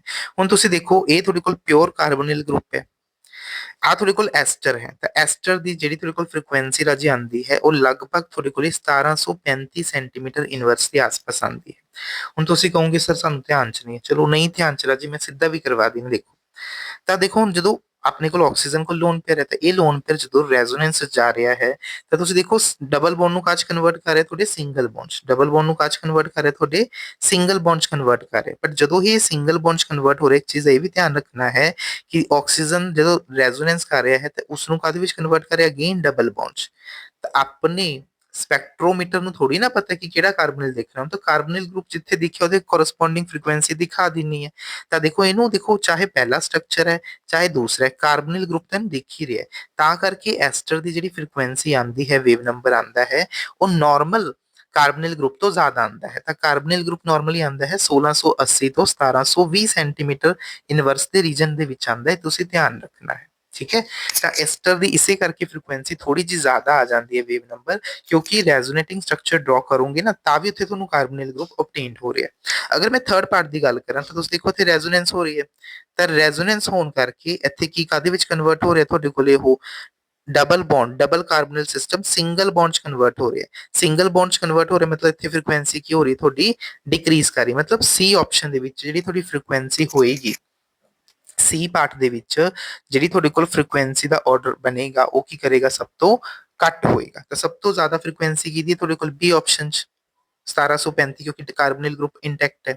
ਏ ਆਪਸ਼ਨ ਦੇ ਵਿੱਚ ਦੇਖੋ 1680 ਤੋਂ 1720 ਦੇ ਵਿੱਚ ਹੈ, ਇੱਥੇ ਤਾਂ ਤੁਹਾਡੇ ਕੋਲ ਡਬਲ ਬੌਂਡ ਕਰੈਕਟਰ ਹੈ, ਪਰ ਥਰਡ ਆਪਸ਼ਨ ਚ ਡਬਲ ਬੌਂਡ ਕਦ ਸ਼ਿਫਟ ਹੋ ਰਿਹਾ, ਸਿੰਗਲ ਬੌਂਡ ਚ, ਤਾਂ ਉਹਦੀ ਫ੍ਰੀਕੁਐਂਸੀ ਸਭ ਤੋਂ ਘੱਟ ਜਾਏਗੀ, ਧਿਆਨ ਰੱਖਣਾ। ਤਾਂ ਇਸ ਕੁਐਸਚਨ ਦਾ ਕਰੈਕਟ ਆਪਸ਼ਨ ਕੀ ਬਣੇਗਾ, ਸਭ ਤੋਂ ਜ਼ਿਆਦਾ ਮਿਥੋਕਸੀਥੇਨ, ਦੈਨ ਐਸੀਟੋਨ, ਸਭ ਤੋਂ ਘੱਟ ਬਣੇਗਾ ਤੁਹਾਡਾ ਬਿਊਟ 3 in 2 on ਦਾ। ਤਾਂ ਧਿਆਨ ਰੱਖਣਾ ਇਸ ਕੁਐਸਚਨ ਦਾ ਆਂਸਰ ਆਏਗਾ। Now the next question is the compound to give carbonyl stretching frequency। देखो ਹੁਣ ਇਹ ਕੁਐਸਚਨ ਹੈ ਜਿਹਨੂੰ ਪਤਾ ਹੈ ਉਹੀ ਕਰ ਸਕਦਾ ਹੈ ਨਾ, ਕਿਉਂਕਿ ਇਹਨਾਂ ਨੇ ਹੁਣ ਐਗਜ਼ੈਕਟ ਪੋਰਸ਼ਨ ਅਮਾਉਂਟ ਦੇ ਕੇ ਦਿੱਤਾ ਹੈ ਨਾ। ਤਾਂ ਹੁਣ ਇਹ ਸਮਝਾ ਦਿੰਨੇ ਮੈਂ ਕਿੱਦਾਂ ਕੁਐਸਚਨ ਨੂੰ ਫਰੇਮ ਕਰਨਾ ਸੀ। ਦੇਖੋ ਐਸੀਟੋਨ ਹੈ, ਤਾਂ ਐਸੀਟੋਨ ਮੈਂ ਤੁਹਾਨੂੰ ਦੱਸਿਆ ਹੈ ਕਿਉਂਕਿ ਕਾਰਬੋਨਿਲ ਗਰੁੱਪ ਹੈ, ਤਾਂ ਇਹਦੀ ਜਿਹੜੀ ਵੈਲਿਊ ਹੈ ਉਹ ਲਗਭਗ 1680 ਤੋਂ 1720 ਦੇ ਆਸ-ਪਾਸ ਆਉਂਦੀ ਹੈ ਸੈਂਟੀਮੀਟਰ ਇਨਵਰਸ। ਦਾ ਮਤਲਬ ਇਹ ਆਪਸ਼ਨ ਤਾਂ ਤੁਹਾਡਾ ਗਲਤ ਹੈ। ਨੈਕਸਟ ਤੁਹਾਡੇ ਕੋਲ ਸਾਈਕਲੋ ਪੈਂਟੇਨੋਨ ਹੈ, ਮਤਲਬ 5 ਮੈਂਬਰ ਰਿੰਗ ਸਿਸਟਮ ਹੈ। ਤਾਂ ਮੈਂ ਤੁਹਾਨੂੰ ਨਾ ਰੇਂਜ ਵੀ ਲਿਖਵਾ ਦੇਣੀ, ਇਹ ਤਾਂ ਕੁਐਸਚਨ ਪੁੱਛੇ ਜਾਣ ਦੇ ਚਾਂਸਸ ਨਹੀਂ। ਤਾਂ ਇੱਕ ਤੁਹਾਡੇ ਕੋਲ 3 ਮੈਂਬਰ ਸਿਸਟਮ ਹੈ ਲੈਟ ਸਪੋਜ਼, ਇੱਕ ਤੁਹਾਡੇ ਕੋਲ ਲੈਟ ਸਪੋਜ਼ 4 ਮੈਂਬਰ ਸਿਸਟਮ ਹੈ, ਇੱਕ ਤੁਹਾਡੇ ਕੋਲ ਲੈਟ ਸਪੋਜ਼ 5 ਮੈਂਬਰ ਸਿਸਟਮ ਹੈ, ਇੱਕ ਤੁਹਾਡੇ ਕੋਲ 6 ਮੈਂਬਰ ਸਿਸਟਮ ਹੈ। ਤਾਂ ਇਹਦੇ ਵਿੱਚ ਤੁਸੀਂ ਧਿਆਨ ਰੱਖਣਾ ਹੈ, ਜਿੰਨਾ ਘੱਟ ਫੈਮਿਲੀ ਮੈਂਬਰ ਹੋਏਗਾ ਉਹਦੀ ਫ੍ਰੀਕੁਐਂਸੀ ਉਨੀ ਹੀ ਜ਼ਿਆਦਾ ਆਉਂਦੀ। ਕਾਰਨ ਸਮਝੋ, ਕਿਉਂਕਿ ਦੇਖੋ ਇੱਥੇ ਜਿਹੜਾ ਹੈ ਐਂਗਲ ਸਟ੍ਰੇਨ ਹੋਣ ਕਰਕੇ ਇੱਥੇ ਐਂਗਲ ਕਿੰਨਾ 60 ਡਿਗਰੀ, ਹਾਲਾਂਕਿ ਦੀ ਹਾਈਬ੍ਰਿਡਾਈਜੇਸ਼ਨ ਤੁਹਾਨੂੰ ਪਤਾ sp2 ਹੈ, ਤਾਂ sp2 ਦੇ ਵਿੱਚ ਬੌਨ ਐਂਗਲ ਕਿੰਨਾ ਹੋਣਾ ਚਾਹੀਦਾ 120, ਤਾਂ 120 ਦੀ ਬਜਾਏ ਕਿੰਨਾ 60 ਓਨਲੀ, ਜਿਸ ਕਰਕੇ ਜਿਹੜੇ ਸਾਈਡ ਵਾਲੇ ਐਂਗਲਸ ਨੇ ਰਾਜੇ ਆ ਥੀਟਾ ਡੈਸ਼ ਬਹੁਤ ਜ਼ਿਆਦਾ ਵੱਧ ਜਾਂਦਾ ਹੈ। ਐਂਗਲ ਵਧਣ ਦੇ ਨਾਲ ਐਸ ਕਰੈਕਟਰ ਵੱਧਦਾ ਹੈ, ਐਸ ਕਰੈਕਟਰ ਵਧਣ ਦੇ ਨਾਲ ਇਲੈਕਟ੍ਰੋਨੈਗੇਟਿਵਿਟੀ ਵੱਧਦੀ ਹੈ, ਬੌਂਡ ਕਲੋਜ਼ਰ ਆ ਜਾਣਗੇ ਤਾਂ ਫ੍ਰੀਕੁਐਂਸੀ ਕੀ ਹੋ ਜਾਏਗੀ ਤੁਹਾਡੀ ਕਾਰਬਨਿਕ ਗਰੁੱਪ ਦੀ ਵੱਧ ਜਾਏਗੀ। ਤਾਂ ਇਸ ਬੌਂਡ ਦੇ ਵਿੱਚ ਨਾ ਐਸ ਕਰੈਕਟਰ ਬਹੁਤ ਜ਼ਿਆਦਾ ਹੈ, ਫ੍ਰੀਕੁਐਂਸੀ ਬਹੁਤ ਜ਼ਿਆਦਾ ਹੋਏਗੀ, ਕਿਉਂਕਿ ਇਲੈਕਟ੍ਰੋਨੈਗੇਟਿਵਿਟੀ ਹੋਣ ਕਰਕੇ ਬੌਂਡ ਆਪਸ ਜੋ ਕਲੋਜ਼ ਵਿਸਿਨਿਟੀ ਦੇ ਵਿੱਚ ਹੋਣਗੇ ਬੌਂਡ ਆਰਡਰ ਬਹੁਤ ਜ਼ਿਆਦਾ ਹੋ ਜਾਏਗਾ, ਫ੍ਰੀਕੁਐਂਸੀ ਬਹੁਤ ਜ਼ਿਆਦਾ ਹੋ ਜਾਂਦੀ ਹੈ। ਤਾਂ ਧਿਆਨ ਰੱਖਣਾ ਇਹਦੀ ਵੈਲਿਊ ਜੋ ਆਂਦੀ ਹੈ ਉਹ 1810 ਦੇ ਆਸ-ਪਾਸ ਆਂਦੀ ਹੈ, ਇਹਦੀ ਜੋ ਵੈਲਿਊ ਹੈ ਉਹ 1780 ਦੇ ਆਸ-ਪਾਸ ਆਂਦੀ ਹੈ। 5 ਮੈਂਬਰ ਸਿਸਟਮ ਦੀ 1750 ਦੇ ਆਸ-ਪਾਸ ਆਂਦੀ ਹੈ, ਔਰ ਤੁਹਾਡੇ 6 ਮੈਂਬਰ ਸਿਸਟਮ ਦੀ 1720 ਦੇ ਆਸ-ਪਾਸ ਆਂਦੀ ਹੈ। ਤਾਂ ਇਸ ਕੁਐਸਚਨ ਦਾ ਆਨਸਰ ਕੀ ਬਣਨਾ ਸੀ, ਸਾਈਕਲੋਪੈਂਟੇਨੋਨ, ਹੈ ਨਾ। ਹੁਣ ਇਸੇ ਦੇ ਵਿੱਚ ਹੋਰ ਵੇਰੀਏਸ਼ਨਸ ਆ ਸਕਦੀਆਂ ਨੇ, ਤੁਸੀਂ ਦੇਖੋ ਅਗਰ ਤੁਹਾਡੇ ਕੋਲ ਮੰਨ ਲਓ ਇਦਾਂ ਦਾ ਸਿਸਟਮ ਦਿੱਤਾ 4 ਮੈਂਬਰ ਸਿਸਟਮ ਹੈ, ਬਟ ਹੁਣ ਤੁਹਾਡੇ ਕੋਲ ਇੱਕ ਆਕਸੀਜਨ ਗਰੁੱਪ ਵੀ ਇਨਸਰਟਡ ਹੈ ਵਿੱਚ, ਇਦਾਂ ਦਾ ਸਿਸਟਮ ਹੈ। ਤਾਂ ਹੁਣ ਤੁਸੀਂ ਇਦਾਂ ਵਾਲੇ ਜਿਹੜੇ ਸਿਸਟਮਸ ਨੇ ਤਾਂ ਉਹਨਾਂ ਦੀ ਜਿਹੜੀ ਹੁਣ ਫ੍ਰੀਕੁਐਂਸੀ ਦੀ ਵੈਲਿਊ ਹੈ ਉਹ ਕਿੱਥੋਂ ਆਉਂਦੀ, ਧਿਆਨ ਰੱਖਣਾ। ਇਹਦੇ ਵਿੱਚ ਕੀ ਹੈ ਨਾ, ਹੁਣ 3 ਮੈਂਬਰ ਨੂੰ ਕੱਟ ਦਿਓ, ਇਹਨੂੰ ਜਦੋਂ ਧਿਆਨ ਚ ਰੱਖਣਾ 3 ਮੈਂਬਰ ਨੂੰ ਕੱਟ, ਜੋ ਵੈਲਿਊ 3 ਮੈਂਬਰ ਦੀ ਸੀ ਉਹ ਲਿਖ ਦਿਓ ਬਸ, ਵੈਲਿਊ ਨੂੰ ਇੱਕ ਇੱਕ ਕਰਕੇ ਘਟਾਈ ਚਲੋ। ਤਾਂ ਇਹ ਵੈਲਿਊਜ਼ ਤੁਹਾਨੂੰ ਦੇਖਣ ਨੂੰ ਮਿਲਣਗੀਆਂ ਫॉर योर ਸਿਸਟਮ। ਇਹਨੂੰ ਆਪਾਂ ਕਿਹੜਾ ਗਰੁੱਪ ਬੋਲਾਂਗੇ, है ना। ये थोड़ी की ने साइक्लिक इपॉक्सी टाइप सिस्टम्स ने, ठीक है, इपॉक्सी स्ट्रक्चर्स ने, साइक्लिक एस्टर्स ने। इसी तरह ਤੁਹਾਡੇ ਕੋਲ ਲੈਟ ਸਪੋਜ਼ ਲੈਕਟਮ ਵਾਲੇ ਸਿਸਟਮਸ ਨੇ, ਲੈਕਟਮ ਕੀ ਹੁੰਦੇ ਨੇ, ਜਿਨ੍ਹਾਂ ਦੇ ਵਿੱਚ ਕੀ ਹੁੰਦਾ ਸਾਈਕਲਿਕ ਅਮਾਈਡ ਸਿਸਟਮ, 4 ਮੈਂਬਰ ਸਿਸਟਮ ਹੈ, ਤੁਹਾਡੇ ਕੋਲੇ 5 ਮੈਂਬਰ ਸਿਸਟਮ ਹੈ, ਤੁਹਾਡੇ ਕੋਲੇ 6 ਮੈਂਬਰ ਸਿਸਟਮ ਹੈ। ਤਾਂ ਇਹ ਇਹਨਾਂ ਨੂੰ ਬੋਲਦੇ ਆਪਾਂ ਲੈਕਟਮਸ ਬੋਲਦੇ ਆ। ਤੇ ਇਹਦੇ ਵਿੱਚ ਉਲਟਾ ਕਰਨਾ ਹੈ, ਇਹਦੇ ਵਿੱਚ ਕੀ ਕਰਨਾ ਹੈ, ਤੁਸੀਂ ਜਿਹੜੀ ਵੈਲਿਊ ਤੁਹਾਡੀ ਹੈਗੀ ਨਾ ਪਿੱਛੋਂ ਸਟਾਰਟ ਕਰਨੀ, ਪਹਿਲਾਂ 3 ਮੈਂਬਰ ਵਾਲਾ ਸਿਸਟਮ ਤੋਂ ਉੱਥੋਂ ਸਟਾਰਟ ਕਰਤੀ ਸੀ, ਹਨਾ। ਹੁਣ ਇਹਦੀ ਜਿਹੜੀ ਵੈਲਿਊ ਹੈ ਉਹ ਤੁਹਾਡੀ 5 ਮੈਂਬਰ ਤੋਂ ਸਟਾਰਟ ਕਰਨੀ ਪਿਛਲੇ ਪਾਸੋਂ, ਤਾਂ ਇਹਦੀ ਵੈਲਿਊ ਲਗਭਗ ਤੁਹਾਡੇ ਕੋਲ 1750 ਦੇ ਆਸ-ਪਾਸ ਆਉਂਦੀ ਹੈ। ਸਿਰਫ ਯਾਦ ਕਰਨ ਦਾ ਤਰੀਕਾ ਦੱਸ ਰਿਹਾ ਰਾਜੇ, ਕਈ ਵਾਰ ਕੁਐਸਚਨ ਪੇਪਰ 'ਚ ਅਗਰ ਫਰੇਮ ਹੋ ਕੇ ਆ ਜੇ ਤਾਂ ਤੁਸੀਂ ਉੱਥੇ ਲਿਖ ਪਾਓ, ਇਹ ਚੀਜ਼ ਦਾ ਧਿਆਨ ਰੱਖਣਾ। ਦੇਖੋ ਇਹਦੇ ਵਿੱਚ ਕਿੰਨੇ ਕੈਲਕੂਲੇਟ ਕਰੋ 2 ਨੇ, ਤਾਂ ਇਹਨੂੰ ਆਪਾਂ ਬੋਲਦੇ ਬਿਟਾ ਲੈਕਟਮ, 2 ਕਾਰਬਨ ਨੇ ਬਿਟਾ ਲੈਕਟਮ, ਪੁੱਛ ਸਕਦੇ ਨੇ। ਇਹਦੇ ਵਿੱਚ ਦੇਖੋ 3 ਕਾਰਬਨ ਨੇ ਅਲਫਾ ਬੀਟਾ ਤੇ ਗਾਮਾ, ਇਹਨੂੰ ਬੋਲਦੇ ਨੇ ਗਾਮਾ ਲੈਕਟਮ। ਕਾਰਬਨਿਲ ਗਰੁੱਪ ਦੇ ਨਾਲ ਵਾਲੇ ਗਰੁੱਪ ਨੂੰ ਕਾਰਬਨ ਨੂੰ ਬੋਲਦੇ ਅਲਫਾ, ਅਲਫਾ ਬੀਟਾ ਗਾਮਾ ਡੈਲਟਾ, ਇਹਨੂੰ ਬੋਲਦੇ ਨੇ ਡੈਲਟਾ ਲੈਕਟਮ। ਕਈ ਵਾਰ ਪੇਪਰ 'ਚ ਨਾ ਇਦਾਂ ਵੀ ਕੁਐਸਚਨ ਦੇ ਦਿੰਦੇ ਨੇ ਕਿ ਗਾਮਾ ਲੈਕਟਮ ਦੀ ਵੈਲਿਊ ਬੀਟਾ ਲੈਕਟਮ ਦੀ ਵੈਲਿਊ ਕੰਪੇਅਰ ਕਰੋ, ਇਦਾਂ ਵੀ ਫਰੇਮ ਕਰਕੇ ਆ ਸਕਦਾ ਹੈ ਨਾ। ਤਾਂ ਕਰਕੇ ਮੈਂ ਇਸੇ ਚੀਜ਼ ਨੂੰ ਐਕਸਪਲੇਨ ਕਰਨ ਦੇ ਲਈ ਤੁਹਾਡੇ ਕੋਲ ਸਾਰੀਆਂ ਚੀਜ਼ਾਂ ਲੈ ਕੇ ਆਇਆ, ਤਾਂ ਕਿ ਤੁਸੀਂ ਇਹਨਾਂ ਚੀਜ਼ਾਂ ਨੂੰ ਬੜੀ ਬਖੂਬੀ ਦੇ ਨਾਲ ਪੜ੍ਹੋ ਤੇ ਚੀਜ਼ਾਂ ਨੂੰ ਸਮਝੋ। 2016 ਚ ਇਹ ਕੁਐਸਚਨ ਆਇਆ ਸੀ, 2000 ਦੇਖੋ 16 ਤੇ 21 ਚ ਰਿਪੀਟਡਲੀ ਕੁਐਸਚਨ ਪੁੱਛਿਆ ਗਿਆ, ਕਹਿੰਦੇ which of the following bonds will show the strongest absorption. ਦੇਖੋ ਸਟਰੋਂਗੈਸਟ ਐਬਜ਼ੌਰਪਸ਼ਨ ਮਤਲਬ ਜਿਹਦੀ ਇੰਟੈਂਸਿਟੀ ਕੀ ਹੋਏਗੀ ਸਭ ਤੋਂ ਜ਼ਿਆਦਾ ਹੋਏਗੀ, ਇੰਟੈਂਸਿਟੀ ਕੀ ਹੋਏਗੀ ਹਾਈ।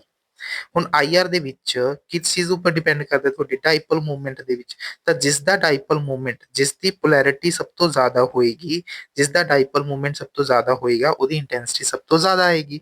ਪੋਲੈਰਿਟੀ ਕਿਹਦੇ ਉੱਪਰ ਡਿਪੈਂਡ ਕਰਦੀ ਹੈ, ਇਲੈਕਟ੍ਰੋਨੈਗੇਟਿਵਿਟੀ ਡਿਫਰੈਂਸ ਦੇ ਉੱਪਰ। ਤਾਂ ਜਿਸ ਵਿੱਚ ਇਲੈਕਟ੍ਰੋਨੈਗੇਟਿਵਿਟੀ ਜੋ ਡਿਫਰੈਂਸ ਹੈ ਸਭ ਤੋਂ ਜ਼ਿਆਦਾ ਹੋਏਗਾ, ਉਹਦੀ ਪੋਲੈਰਿਟੀ ਜ਼ਿਆਦਾ, ਡਾਈਪੋਲ ਮੂਵਮੈਂਟ ਜ਼ਿਆਦਾ, ਉਹਦੀ ਇੰਟੈਂਸਿਟੀ ਜ਼ਿਆਦਾ, ਸਿਗਨਲ ਸਟਰੋਂਗ ਐਬਜ਼ੌਰਬ ਕਰੇਗਾ। ਤਾਂ ਕਿਹਦੇ ਵਿੱਚ ਹੋਏਗਾ, oxygen is the more electronegative ਨਾ, ਤਾਂ ਇੱਥੇ ਡਿਫਰੈਂਸ ਸਭ ਤੋਂ ਜ਼ਿਆਦਾ ਆਏਗਾ। ਤੇ ਇਸ ਕੁਐਸਚਨ ਦਾ ਆਨਸਰ ਕੀ ਬਣੇਗਾ ਤੁਹਾਡੇ ਕੋਲ, ਬੀ ਆਪਸ਼ਨ। ਤਾਂ ਚੀਜ਼ਾਂ ਨੂੰ ਕਨਸੈਪਟ ਦੇ ਨਾਲ ਸਮਝੋ ਕਿ ਕਨਸੈਪਟ ਕੀ ਕਹਿ ਰਿਹਾ ਹੈ। ਨੈਕਸਟ 2016 ਦੇ ਵਿੱਚ ਕੁਐਸਚਨ ਪੁੱਛਿਆ ਗਿਆ, ਤੁਸੀਂ ਦੇਖੋ 2016 ਚ ਇਹਦੇ 3-4 ਕੁਐਸਚਨ ਪੁੱਛੇ ਗਏ ਹੈ ਆਈਆਰ ਦੇ ਵਿੱਚ, ਹੈ ਨਾ। ਤਾਂ ਅਗੇਨ ਸੇਮ ਕੁਐਸਚਨ ਸਾਈਕਲੋਪੈਂਟੇਨੋਨ ਤੋਂ ਕੁਐਸਚਨ ਪੁੱਛਿਆ ਗਿਆ ਤੇ ਸਾਈਕਲੋਹੈਕਸੇਨੋਨ ਤੋਂ। ਧਿਆਨ ਰੱਖਣਾ ਜਿਵੇਂ ਜਿਵੇਂ ਰਿੰਗ ਦਾ ਸਟਰਕਚਰ ਤੁਹਾਡੇ ਕੋਲੇ ਵੱਧਦਾ ਜਾਂਦਾ ਹੈ ਤਾਂ ਉੱਥੇ ਜੋ ਬੌਂਡ ਐਂਗਲ ਹੈ, ਐਂਗਲ ਸਟ੍ਰੇਨ ਘਟਦਾ ਜਾਂਦਾ ਹੈ। ਐਂਗਲ ਸਟ੍ਰੇਨ ਘਟੇਗਾ ਤਾਂ ਐਸ ਕਰੈਕਟਰ ਘਟਦਾ ਹੈ, ਇਲੈਕਟ੍ਰੋਨੈਗੇਟਿਵਿਟੀ ਘਟਦੀ ਹੈ ਤਾਂ ਫ੍ਰੀਕੁਐਂਸੀ ਘਟਦੀ ਹੈ। ਇਸੇ ਕਰਕੇ ਜੋ ਲੋਅਰ ਮੈਂਬਰਸ ਹੁੰਦੇ ਨੇ 3 ਮੈਂਬਰ ਰਿੰਗ 4 ਮੈਂਬਰ, ਕਿਉਂਕਿ ਇਹਨਾਂ ਵਿੱਚ ਬਹੁਤ ਜ਼ਿਆਦਾ ਸਟ੍ਰੇਨ ਹੈ ਤਾਂ ਇਹਨਾਂ ਵਿੱਚ ਵੈਲਿਊ ਜ਼ਿਆਦਾ ਆਉਂਦੀ ਹੈ। ਅਪਰ ਮੈਂਬਰ ਹਾਇਰ ਮੈਂਬਰ ਦੇ ਵਿੱਚ ਵੈਲਿਊਜ਼ ਘਟਦੀ ਜਾਂਦੀ ਹੈ। ਤਾਂ ਇਹਦੀ ਵੈਲਿਊ ਹੁਣੇ ਹੁਣੇ ਲਿਖਵਾਈ ਸੀ 1700 50 ਦੇ ਆਸ-ਪਾਸ ਉਹਦੇ ਇਹਦੀ ਵੈਲਿਊ ਲਗਭਗ 1720 ਦੇ ਆਸ-ਪਾਸ ਆਉਂਦੀ ਹੈ। ਤਾਂ ਇਸ ਕੁਐਸਚਨ ਦਾ ਆਨਸਰ ਕੀ ਬਣਨਾ ਸੀ? ਤੁਸੀਂ ਵੈਸੇ ਵੀ ਕਨਸੈਪਟ ਨਾਲ ਕੰਪੇਅਰ ਕਰ ਸਕਦੇ ਸੀ ਇੱਥੇ। ਅਗਰ ਤੁਹਾਨੂੰ ਐਗਜ਼ੈਕਟ ਵੈਲਿਊਜ਼ ਨਹੀਂ ਵੀ ਪਤਾ ਨਾ ਤਾਂ ਕਨਸੈਪਟ ਦੇਖੋ 5 ਮੈਂਬਰ ਦੇ ਵਿੱਚ ਰਿੰਗ ਸਟ੍ਰੇਨ ਕੀ ਹੁੰਦਾ ਹੈ? ਜ਼ਿਆਦਾ। ਤਾਂ ਰਿੰਗ ਸਟ੍ਰੇਨ ਜ਼ਿਆਦਾ ਹੋਣ ਕਰਕੇ ਇਹਦੀ ਵੈਲਿਊ ਜ਼ਿਆਦਾ ਆਏਗੀ, ਹੈ ਨਾ? ਤਾਂ ਜ਼ਿਆਦਾ ਵੈਲਿਊ ਸਿਰਫ ਇੱਕ ਹੀ ਆਪਸ਼ਨ 'ਚ ਦਿੱਤੀ ਹੈ ਔਰ ਸੈਕੰਡ ਆਪਸ਼ਨ 'ਚ ਕੀ ਹੋਏਗੀ? ਘੱਟ ਵੈਲਿਊ ਆਏਗੀ ਕਿਉਂਕਿ 6 ਮੈਂਬਰ ਦੇ ਵਿੱਚ ਰਿੰਗ ਸਟ੍ਰੇਨ ਘੱਟ ਜਾਂਦਾ ਹੈ। ਰਿੰਗ ਸਟ੍ਰੇਨ ਘਟਣ ਦੇ ਨਾਲ ਫ੍ਰੀਕੁਐਂਸੀ ਤੁਹਾਡੀ ਘੱਟ ਜਾਏਗੀ, ਠੀਕ ਹੈ? ਤਾਂ ਇਹਨੂੰ ਏਦਾਂ ਵੀ ਤੁਸੀਂ ਕੁਐਸਚਨ ਨੂੰ ਦੇਖ ਸਕਦੇ ਸੀ। ਨੈਕਸਟ ਕਹਿੰਦੇ IR spectrum of water molecule is expected to show. ਫਿਰ ਦੇਖੋ 2016 ਚ ਇਹ ਕੁਐਸਚਨ ਪੁੱਛਿਆ ਗਿਆ। ਤਾਂ ਦੇਖੋ ਵਾਟਰ ਦੇ ਵਿੱਚ ਤੁਹਾਨੂੰ ਪਤਾ ਹੈ ਵਾਟਰ ਇੱਕ ਨॉन ਲੀਨੀਅਰ ਸਿਸਟਮ ਹੈ। ਨॉन ਲੀਨੀਅਰ ਸਿਸਟਮ ਦੀ number of vibration modes 3 and -6 that means ਕਿੰਨੇ ਬਣਨਗੇ? 3 × 3 -6 ਦੈਟ ਮੀਨ ਟੋਟਲ 3 ਇਹਦੇ ਵਿੱਚ ਬੈਂਡਸ ਤੁਹਾਨੂੰ ਦੇਖਣ ਨੂੰ ਮਿਲਣਗੇ। ਤਾਂ ਹੁਣ ਕੁਐਸਚਨ ਆਪਸ਼ਨ ਚੈੱਕ ਕਰੋ। ਇੱਥੇ ਦੇਖੋ 1 ਬੈਂਡ 2 ਬੈਂਡ 2 + 1 ਤਾਂ ਟੋਟਲ ਕਿੰਨੇ ਬੈਂਡ ਮਿਲਣਗੇ? 3 ਬੈਂਡਸ ਮਿਲਣਗੇ। ਤੁਸੀਂ ਇਸ ਕੁਐਸਚਨ ਨੂੰ ਇਦਾਂ ਕਰ ਸਕਦੇ ਹੋ। ਅਗਰ ਤੁਹਾਨੂੰ ਹੋਰ ਕੁਝ ਜਾਣਨਾ ਤੁਸੀਂ ਦੇਖੋ ਤਾਂ ਜਿਵੇਂ ਟੋਟਲ ਬੈਂਡਸ ਕਿੰਨੇ ਮਿਲ ਰਹੇ 3 ਐਂਡ -6 ਹੈ ਨਾ। ਤਾਂ ਉਹਦੇ ਵਿੱਚੋਂ ਸਟ੍ਰੈਚਿੰਗ ਬੈਂਡਸ ਕਿੰਨੇ ਹੁੰਦੇ ਨੇ? n - 1 ਇਹਨਾਂ ਧਿਆਨ 'ਚ ਰੱਖੋ। ਤਾਂ n ਨੰਬਰ ਆਫ ਐਟਮਸ ਕਿੰਨੇ ਨੇ? 3 ਤਾਂ -1 ਤਾਂ ਉਹਦੇ ਵਿੱਚ ਸਟ੍ਰੈਚਿੰਗ ਬੈਂਡਸ ਕਿੰਨੇ ਹੋਣਗੇ? 2 ਸਟ੍ਰੈਚਿੰਗ ਬੈਂਡਸ ਹੋਣਗੇ ਕਿਉਂਕਿ ਟੋਟਲ 3 ਬੈਂਡਸ ਨੇ ਤਾਂ 2 ਸਟ੍ਰੈਚਿੰਗ ਆ ਗਏ ਤਾਂ ਇੱਕ ਬੈਂਡ ਕਿਹੜਾ ਰਹਿ ਗਿਆ? ਬੈਂਡਿੰਗ। ਤਾਂ ਇੱਕ ਬੈਂਡਿੰਗ ਮਿਲੇਗਾ ਤੇ 2 ਕੀ ਮਿਲਣਗੇ? ਸਟ੍ਰੈਚਿੰਗ ਮਿਲਣਗੇ। ਤਾਂ ਇਸ ਕੁਐਸਚਨ ਦਾ ਜੋ ਕਰੈਕਟ ਆਨਸਰ ਬਣਨਾ ਸੀ that is your C option. ਚੀਜ਼ਾਂ ਨੂੰ ਲਿਖ ਲਓ ਬੇਟਾ, ਬਹੁਤ ਹੀ ਇੰਪੋਰਟੈਂਟ ਨੇ ਤਾਂ ਸਾਰੀ ਚੀਜ਼ਾਂ ਨਾਲ ਤੁਹਾਨੂੰ ਐਕਸਪਲੇਨ ਕਰ ਰਹੇ। ਅਗੇਨ 2016 ਚ ਫਿਰ ਕੁਐਸਚਨ ਦੇਖੋ 4 ਪਤਾ ਨਹੀਂ 5 ਕੁਐਸਚਨ ਆ ਚੁੱਕੇ ਨੇ ਇਹਦੇ ਵਿੱਚੋਂ ਕਿ ਆਈਆਰ ਬੈਂਡ ਤੁਹਾਨੂੰ ਇੱਕ ਮਿਲ ਰਿਹਾ ਫੰਡਾਮੈਂਟਲ ਜੋ ਬੈਂਡ ਹੈ ਜਿਹਦੀ ਫੰਡਾਮੈਂਟਲ ਫ੍ਰੀਕੁਐਂਸੀ ਤੁਹਾਨੂੰ ਇੰਨੇ ਤੇ ਮਿਲ ਰਹੀ ਹੈ 1500 ਸੈਂਟੀਮੀਟਰ ਇਨਵਰਸ ਤੇ। ਤੁਸੀਂ ਦੱਸਣਾ ਫਰਸਟ ਓਵਰਟੋਨ। ਤਾਂ ਸਭ ਤੋਂ ਪਹਿਲਾਂ ਕੀ ਫਰਸਟ ਓਵਰਟੋਨ ਕੀ ਹੁੰਦਾ ਹੈ? ਇਹ ਤੁਹਾਡਾ ਹੋਮਵਰਕ ਹੈ ਕਿ ਤੁਸੀਂ ਦੱਸਣਾ ਹੈ ਕਿ ਫਰਸਟ ਓਵਰਟੋਨ ਦੇ ਵਿੱਚ ਟ੍ਰਾਂਜੀਸ਼ਨ ਕਿੱਥੋਂ ਤੋਂ ਕਿੱਥੋਂ ਹੁੰਦੀ ਹੈ। ਫੰਡਾਮੈਂਟਲ ਦੇ ਵਿੱਚ ਜਿਹੜੀ ਟ੍ਰਾਂਜੀਸ਼ਨ ਹੈ ਰਾਜੇ ਹੁੰਦੀ ਹੈ 0 ਤੋਂ 1, ਠੀਕ ਹੈ? Ground state to first excited level, ਉਹਨੂੰ ਆਪਾਂ ਬੋਲਦੇ ਹਾਂ ਫੰਡਾਮੈਂਟਲ ਟ੍ਰਾਂਜੀਸ਼ਨ। ਓਵਰਟੋਨ ਬਾਰੇ ਤੁਸੀਂ ਦੱਸਣਾ ਆਪਣੇ ਕਮੈਂਟ ਸੈਸ਼ਨ ਦੇ ਵਿੱਚ, ਕਿ ਕਮੈਂਟ ਦੇ ਵਿੱਚ ਜ਼ਰੂਰ ਦੱਸਿਓ ਕਿ ਫਰਸਟ ਓਵਰਟੋਨ ਕੀ ਹੁੰਦੀ ਹੈ। ਧਿਆਨ ਰੱਖਣਾ ਜੋ ਤੁਹਾਡੇ ਕੋਲ ਫਰਸਟ ਓਵਰਟੋਨ ਦੀ ਵੈਲਿਊ ਹੁੰਦੀ ਹੈ ਉਹ ਫੰਡਾਮੈਂਟਲ ਵਾਈਬ੍ਰੇਸ਼ਨ ਤੋਂ ਕੀ ਆਉਂਦੀ ਹੈ? ਡਬਲ ਆਉਂਦੀ ਹੈ। ਸੈਕਿੰਡ ਓਵਰਟੋਨ ਦੀ ਗੱਲ ਕਰਾਂ ਤਾਂ ਸੈਕਿੰਡ ਓਵਰਟੋਨ ਦੀ ਜਿਹੜੀ ਵੈਲਿਊ ਆਉਂਦੀ ਹੈ ਉਹ ਤੁਹਾਡੀ ਟ੍ਰਿਪਲ ਆਉਂਦੀ ਹੈ ਤੁਹਾਡੀ ਫੰਡਾਮੈਂਟਲ ਵੈਲਿਊ ਤੋਂ, ਠੀਕ ਹੈ? ਤਾਂ ਡਬਲ ਮਤਲਬ ਲਗਭਗ 3000 ਸੈਂਟੀਮੀਟਰ ਇਨਵਰਸ। ਔਰ ਅਗਰ ਸੈਕਿੰਡ ਓਵਰਟੋਨ ਪੁੱਛਿਆ ਜਾਂਦਾ ਤਾਂ 4500 ਦੇ ਆਸ-ਪਾਸ ਆਣੀ ਸੀ। ਤਾਂ ਕਿਉਂਕਿ ਇੱਥੇ 1500 ਦਿੱਤੀ ਹੋਈ ਹੈ ਤੁਹਾਡੇ ਕੋਲੇ ਤਾਂ ਡਬਲ ਤੇ ਮਤਲਬ 3000 ਦੇ ਉੱਪਰ ਤੁਹਾਨੂੰ ਫਰਸਟ ਓਵਰਟੋਨ ਤੁਹਾਨੂੰ ਦੇਖਣ ਨੂੰ ਮਿਲੇਗਾ। ਦ ਨੈਕਸਟ ਵਨ 2021 ਦੇ ਵਿੱਚ ਕੁਐਸਚਨ ਪੁੱਛਿਆ ਗਿਆ। ਇਹ ਵੀ ਕੁਐਸਚਨ ਬਹੁਤ ਅੱਛਾ ਕੁਐਸਚਨ ਹੈ। ਤੁਹਾਡੇ ਕੋਲੇ ਇੱਕ ਨਾ ਟੈਟਰਾਹੈਡਰਲ ਕੰਪਲੈਕਸ ਜਾਂ ਸਕੁਆਇਰ ਪਲੇਨਰ ਕੰਪਲੈਕਸ ਮੰਨ ਕੇ ਚਲੋ ਜਿਹਦੇ ਵਿੱਚ ਕੋਆਰਡੀਨੇਸ਼ਨ ਨੰਬਰ 4 ਦਿੱਤਾ ਹੋਇਆ ਹੈ ਤੇ ਇਹ ਪੁੱਛ ਰਹੇ ਨੇ ਆਈਆਰ ਸਪੈਕਟਰਮ ਦੇ ਵਿੱਚ ਕਿ ਤੁਹਾਡੇ ਕੋਲ ਕਿੰਨੇ ਸੀਓ ਦੇ ਬੈਂਡਸ ਦੇਖਣ ਨੂੰ ਮਿਲਣਗੇ। ਪਹਿਲਾਂ ਦੇਖੋ ਧਿਆਨ ਨਾਲ ਸਮਝੋ, ਇਹਦੇ ਵਿੱਚ ਕੋਆਰਡੀਨੇਸ਼ਨ ਨੰਬਰ 4 ਹੈ ਨਾ। ਤਾਂ ਅਗਰ ਮੈਂ ਇਹਨੂੰ ਐਨਾਲਾਈਜ਼ ਕਰਾਂ ਤਾਂ 4 ਨੂੰ ਤੁਸੀਂ ਆਪਾਂ ਕਿੱਦਾਂ ਫਰੇਮ ਕਰ ਸਕਦੇ ਹਾਂ? ਲੈਟ ਸਪੋਜ਼ ਜਿਹੜੇ 4 ਸਿਸਟਮਸ ਨੇ, ਇੱਕ ਦੇਖੋ ਸਿਸ ਸਿਸਟਮ ਚ ਆ ਸਕਦੇ, ਦੂਜੇ ਆਪਣੇ ਕੋਲ ਪੋਸੀਬਿਲਿਟੀ ਕੀ ਹੈ? ਟਰਾਂਸ ਆ ਸਕਦਾ। ਇੱਕ ਸਿਸ ਫਾਰਮ ਚ ਆ ਸਕਦਾ, ਇੱਕ ਟਰਾਂਸਫਾਰਮ ਚ ਆ ਸਕਦਾ। ਇਹ ਟਰਾਂਸਫਾਰਮ ਹੈ, ਇਹ ਕਿਹੜਾ ਫਾਰਮ ਹੈ? ਤੁਹਾਡੇ ਕੋਲੇ ਸਿਸ ਫਾਰਮ ਹੈ। ਹੁਣ ਤੁਸੀਂ ਧਿਆਨ ਨਾਲ ਐਨਾਲਾਈਜ਼ ਕਰੋ। ਦੇਖੋ ਆਪਣੇ ਕੋਲ ਕੀ ਹੁੰਦੀ ਨੇ? ਸਟ੍ਰੈਚਿੰਗ ਬੈਂਡਸ ਹੁੰਦੇ ਨੇ। ਤਾਂ ਸਟ੍ਰੈਚਿੰਗ ਦੇ ਵਿੱਚ ਦੋ ਤਰ੍ਹਾਂ ਦੀਆਂ ਸਟ੍ਰੈਚਿੰਗਸ ਹੁੰਦੀਆਂ ਨੇ। ਅਗਰ ਤੁਸੀਂ ਪੜ੍ਹਿਆ ਹੈ ਸਿਮੈਟ੍ਰਿਕ ਤੇ ਅਸਿਮੈਟ੍ਰਿਕ, है ना। ਤਾਂ ਅਗਰ ਮੈਂ ਚਾਹੇ ਇੱਥੇ ਸਿਮੈਟ੍ਰਿਕ ਸਟ੍ਰੈਚਿੰਗ ਕਰ ਲਾਂ ਦੋਨਾਂ ਪਾਸੇ ਕਾਰਬੋਨਿਲ ਦੇ, ਚਾਹੇ ਮੈਂ ਅਸਿਮੈਟ੍ਰਿਕ ਕਰ ਲਾਂ ਮਤਲਬ ਇਹਨੂੰ ਵਧਾ ਰਿਹਾ ਤੇ ਇੱਧਰ ਨੂੰ ਕੀ ਕਰ ਰਹੇ ਹਾਂ? ਡਿਕਰੀਜ਼ ਕਰ ਰਿਹਾ ਹਾਂ। ਤਾਂ ਦੋਨੋਂ ਹੀ ਜਿਹੜੀਆਂ ਮੇਰੀਆਂ ਸਿਮੈਟਰੀਜ਼ ਹੋਣਗੀਆਂ ਨੈਟ ਡਾਈਪੋਲ ਮੂਵਮੈਂਟ ਨੂੰ ਜਨਰੇਟ ਕਰਨਗੀਆਂ। ਦੈਟ ਮੀਨਸ ਇੱਥੇ ਮੇਰੇ ਕੋਲ ਸਿਮੈਟ੍ਰਿਕ ਵੀ ਕਰਵ ਦੇਖਣ ਨੂੰ ਮਿਲੇਗੀ ਆਈਆਰ ਦੀ ਤੇ ਅਸਿਮੈਟ੍ਰਿਕ। ਦੋਨੋਂ ਕੇਸ ਦੇ ਵਿੱਚ ਮੇਰੇ ਦੋਨੋਂ ਮੋਡਸ ਕੀ ਹੋਣਗੇ? ਐਕਟਿਵ ਹੋਣਗੇ। ਚਾਹੇ ਮੈਂ ਸਿਮੈਟ੍ਰਿਕ ਕਰਾਂ ਚਾਹੇ ਮੈਂ ਅਸਿਮੈਟ੍ਰਿਕ ਕਰਾਂ, ਦੋਨੋਂ ਕੇਸਿਸ ਦੇ ਵਿੱਚ ਮੈਨੂੰ ਬੈਂਡ ਦਿਖਣਾ ਹੀ ਦਿਖਣਾ। ਦੋਨੋਂ ਮੋਡਸ ਕੀ ਹੋਣਗੇ? ਆਈਆਰ ਐਕਟਿਵ ਹੋਣਗੇ। ਅਗਰ ਗੱਲ ਕਰਾਂ ਮੈਂ ਟਰਾਂਸ ਦੀ ਤਾਂ ਟਰਾਂਸ ਦੇ ਵਿੱਚ ਦੇਖੋ ਅਗਰ ਮੈਂ ਦੋਨੋਂ ਸਿਮੈਟ੍ਰਿਕ ਕਰਾਂ ਤਾਂ ਦੇਖੋ ਦੋਨੋਂ ਡਾਈਪੋਲ ਮੂਵਮੈਂਟ ਨੂੰ ਕੈਨਸਲ ਆਊਟ ਕਰ ਦੇਣਗੇ। ਤਾਂ ਇਸ ਕੇਸ ਦੇ ਵਿੱਚ ਸਿਮੈਟ੍ਰਿਕ ਦੇ ਕੇਸ ਦੇ ਵਿੱਚ ਟਰਾਂਸ ਦੇ ਵਿੱਚ ਸਿਮੈਟ੍ਰਿਕ ਕੀ ਹੋਏਗਾ? ਆਈਆਰ ਇਨਐਕਟਿਵ ਹੋਏਗਾ। ਆਈਆਰ ਮੋਡ ਕੀ ਹੋਏਗਾ? ਇਨਐਕਟਿਵ।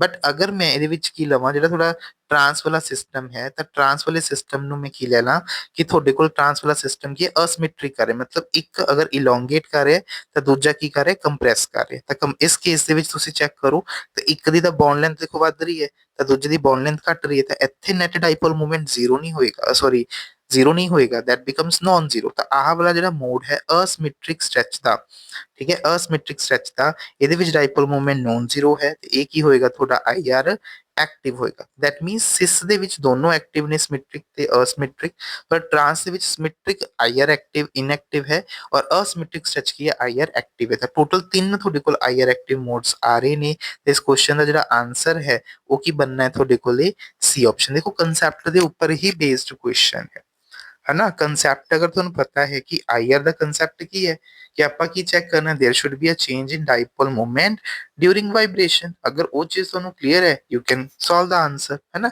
ਤਾਂ ਉਹਦੇ ਉੱਪਰ ਬੇਸ ਹੈ। ਲੈਕਚਰਰ ਕੇਡਰ 2021 ਦੇ ਵਿੱਚ ਦੇਖੋ ਫਿਰ ਤੋਂ ਕੁਐਸਚਨ ਪੁੱਛਿਆ ਗਿਆ ਕਿ ਆਪਣੇ ਕੋਲੇ ਸਪੈਕਟਰਾ ਗਿਵਨ ਹੈ ਐਸੀਟੋਨ ਦਾ, ਆਪਣੇ ਕੋਲ ਮਿਥਾइल एसीटेट ਦਾ, ਵਿਨਾइल एसीटेट ਦਾ। ਤੁਸੀਂ ਅਬਜ਼ੌਰਪਸ਼ਨ ਬੈਂਡ ਚੂਜ਼ ਕਰਨੇ ਨੇ, ਸਿਲੈਕਟ ਕਰਨੇ। ਦੇਖੋ ਐਸੀਟੋਨ ਦਾ ਸਟਰਕਚਰ ਡਰਾ ਕਰ ਲਿਆ। मिथाइल एसीटेट की ਹੁੰਦਾ ਹੈ CH3C डबल बॉन्ड O है ना। मिथाइल एसीटेट मतलब कि ਤੁਹਾਡੇ ਕੋਲ एस्टर ग्रुप है। विनाइल एसीटेट ਤਾਂ एसीटेट ग्रुप ड्रॉ ਕਰ ਲਓ। This is your acetate. Vinyl group ਕੀ ਹੁੰਦਾ ਹੈ CH डबल बॉन्ड CH2। ਤਾਂ ਹੁਣ ਇਹਨੂੰ ਕੰਪੇਅਰ ਕਰੋ। ਤਾਂ ਜਦੋਂ ਦੇਖੋ ਮੈਂ ਇੱਥੇ ਕੰਪੈਰੀਜ਼ਨ ਕਰ ਰਿਹਾ ਹਾਂ ਇਹਦੇ ਸਟਰਕਚਰ ਦੇ ਵਿੱਚ, ਤਾਂ ਸਟਰਕਚਰ ਦੇ ਵਿੱਚ ਕੰਪੈਰੀਜ਼ਨ ਤੇ ਕੀ ਪਤਾ ਚੱਲਦਾ, ਦੇਖੋ ਇਹਦੀ ਜਿਹੜੀ ਫ੍ਰੀਕੁਐਂਸੀ ਹੈ ਦੈਟ ਇਜ਼ ਲਗਭਗ 1680 ਤੋਂ 1720 ਦੇ ਆਸ-ਪਾਸ ਆਏਗੀ। ਤਾਂ ਮੈਨੂੰ ਪਤਾ ਹੈ ਇਹ ਐਸਟਰ ਹੈ।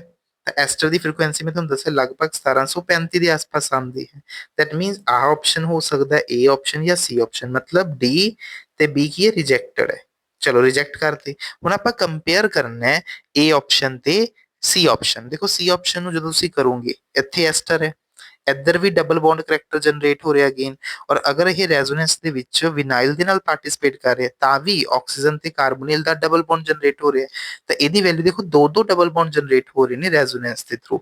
ਇਧਰੋਂ ਵੀ ਡਬਲ ਬੌਂਡ ਜਨਰੇਟ ਹੋ ਰਿਹਾ ਔਰ ਇੱਧਰ ਵੀ ਡਬਲ ਬੌਂਡ ਕਰੈਕਟਰ ਆ ਰਿਹਾ ਹੈ ਹਨਾ। ਤਾਂ ਕਰਕੇ ਇਹਦੀ ਫ੍ਰੀਕੁਐਂਸੀ ਐਸਟਰ ਤੋਂ ਵੀ ਵੱਧ ਜਾਏਗੀ। ਕਿੰਨੀ ਆ ਜਾਏਗੀ ਲਗਭਗ 1760 ਸੈਂਟੀਮੀਟਰ ਇਨਵਰਸ ਦੇ ਆਸ-ਪਾਸ ਆ ਜਾਏਗੀ। ਤਾਂ ਇਹ ਵੀ ਪੂਰਾ ਕਨਸੈਪਟ ਦੇ ਉੱਪਰ ਹੀ ਬੇਸ ਸੀ। ਇਹਨਾਂ ਵਿੱਚ ਵੈਲਿਊਜ਼ ਤੁਸੀਂ ਧਿਆਨ 'ਚ ਨਹੀਂ ਰੱਖਣੀਆਂ, ਕਨਸੈਪਟ ਉੱਪਰ ਬੇਸ ਸੀ ਤੇ ਕਿਹਦੀ ਫ੍ਰੀਕੁਐਂਸੀ ਕਿਸ ਨਾਲੋਂ ਘੱਟ ਜ਼ਿਆਦਾ ਹੋ ਸਕਦੀ ਹੈ। ਤੇ ਇਸ ਕੁਐਸਚਨ ਦਾ ਜੋ ਕਰੈਕਟ ਆਨਸਰ ਆਣਾ ਸੀ that is your A option. I hope कि ਤੁਹਾਨੂੰ ਇਹ ਸਾਰੇ ਕੁਐਸਚਨਸ ਕਲੀਅਰ ਹੋ ਗਏ ਹੋਣਗੇ।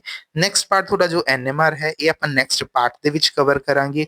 ਤਦ ਤੱਕ ਇਹਨਾਂ ਕੁਐਸਚਨਸ ਨੂੰ ਜ਼ਰੂਰ ਪ੍ਰੈਕਟਿਸ ਕਰਿਓ। ਜੋ ਕੁਐਸਚਨਸ ਤੁਹਾਨੂੰ ਹੋਮਵਰਕ ਦਿੱਤੇ ਨੇ ਕਮੈਂਟ ਸੈਸ਼ਨ 'ਚ ਜ਼ਰੂਰ ਦੱਸਣਾ ਕਿੱਦਾਂ ਦਾ ਵੀਡੀਓ ਲੱਗਿਆ, ਚੀਜ਼ਾਂ ਸਮਝ ਆਈਆਂ ਤਾਂ ਕਮੈਂਟ ਸੈਸ਼ਨ ਜ਼ਰੂਰ ਦੱਸਿਆ ਕਰੋ ਰਾਜੇ। ਔਰ ਆਪਣੇ ਫਰੈਂਡ ਸਰਕਲ ਦੇ ਵਿੱਚ ਵੀਡੀਓ ਨੂੰ ਵੱਧ ਤੋਂ ਵੱਧ ਸ਼ੇਅਰ ਜ਼ਰੂਰ ਕਰ ਦਿਆ ਕਰੋ।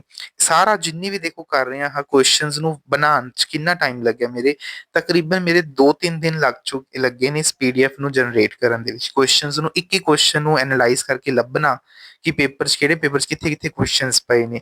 ਤਾਂ ਮੈਨੂੰ 2-3 ਦਿਨ ਲੱਗ ਗਏ ਨੇ ਇਸ ਪੀਪੀਟੀ ਨੂੰ ਤਿਆਰ ਕਰਨ ਦੇ ਵਿੱਚ। ਫਿਰ ਉਹਨਾਂ ਕੁਐਸਚਨਸ ਨੂੰ ਆਪਾਂ ਸੋਲਵ ਕਰਨਾ, ਤੁਹਾਡੇ ਲਈ ਵੀਡੀਓ ਨੂੰ ਰਿਕਾਰਡ ਕਰਨਾ। ਤੁਹਾਡੇ ਲਈ ਬਹੁਤ ਮਿਹਨਤ ਕੀਤੀ ਜਾ ਰਹੀ ਹੈ। ਤੁਸੀਂ ਵੱਧ ਤੋਂ ਵੱਧ ਸਪੋਰਟ ਜ਼ਰੂਰ ਕਰਿਆ ਕਰੋ। ਚੈਨਲ ਦੇ ਵਿੱਚ ਜੁਆਇਨ ਜ਼ਰੂਰ ਕਰ ਲਿਓ। ਉੱਥੇ ਹੀ ਸਾਰੇ ਕੁਐਸਚਨ ਦੇ ਪ੍ਰੈਕਟਿਸ ਲਈ ਐਮਸੀਕਿਊ ਨੋਟਸ ਵਗੈਰਾ ਸਭ ਕੁਝ ਮੇਰੇ ਟੈਲੀਗ੍ਰਾਮ ਚੈਨਲ ਦੇ ਉੱਪਰ ਹੀ ਸ਼ੇਅਰ ਹੋਏਗਾ। ਚੈਨਲ ਦੇ ਨਾਲ ਇਸੇ ਤਰ੍ਹਾਂ ਜੁੜੇ ਰਹੋ। Stay blessed, stay tuned, happy learning.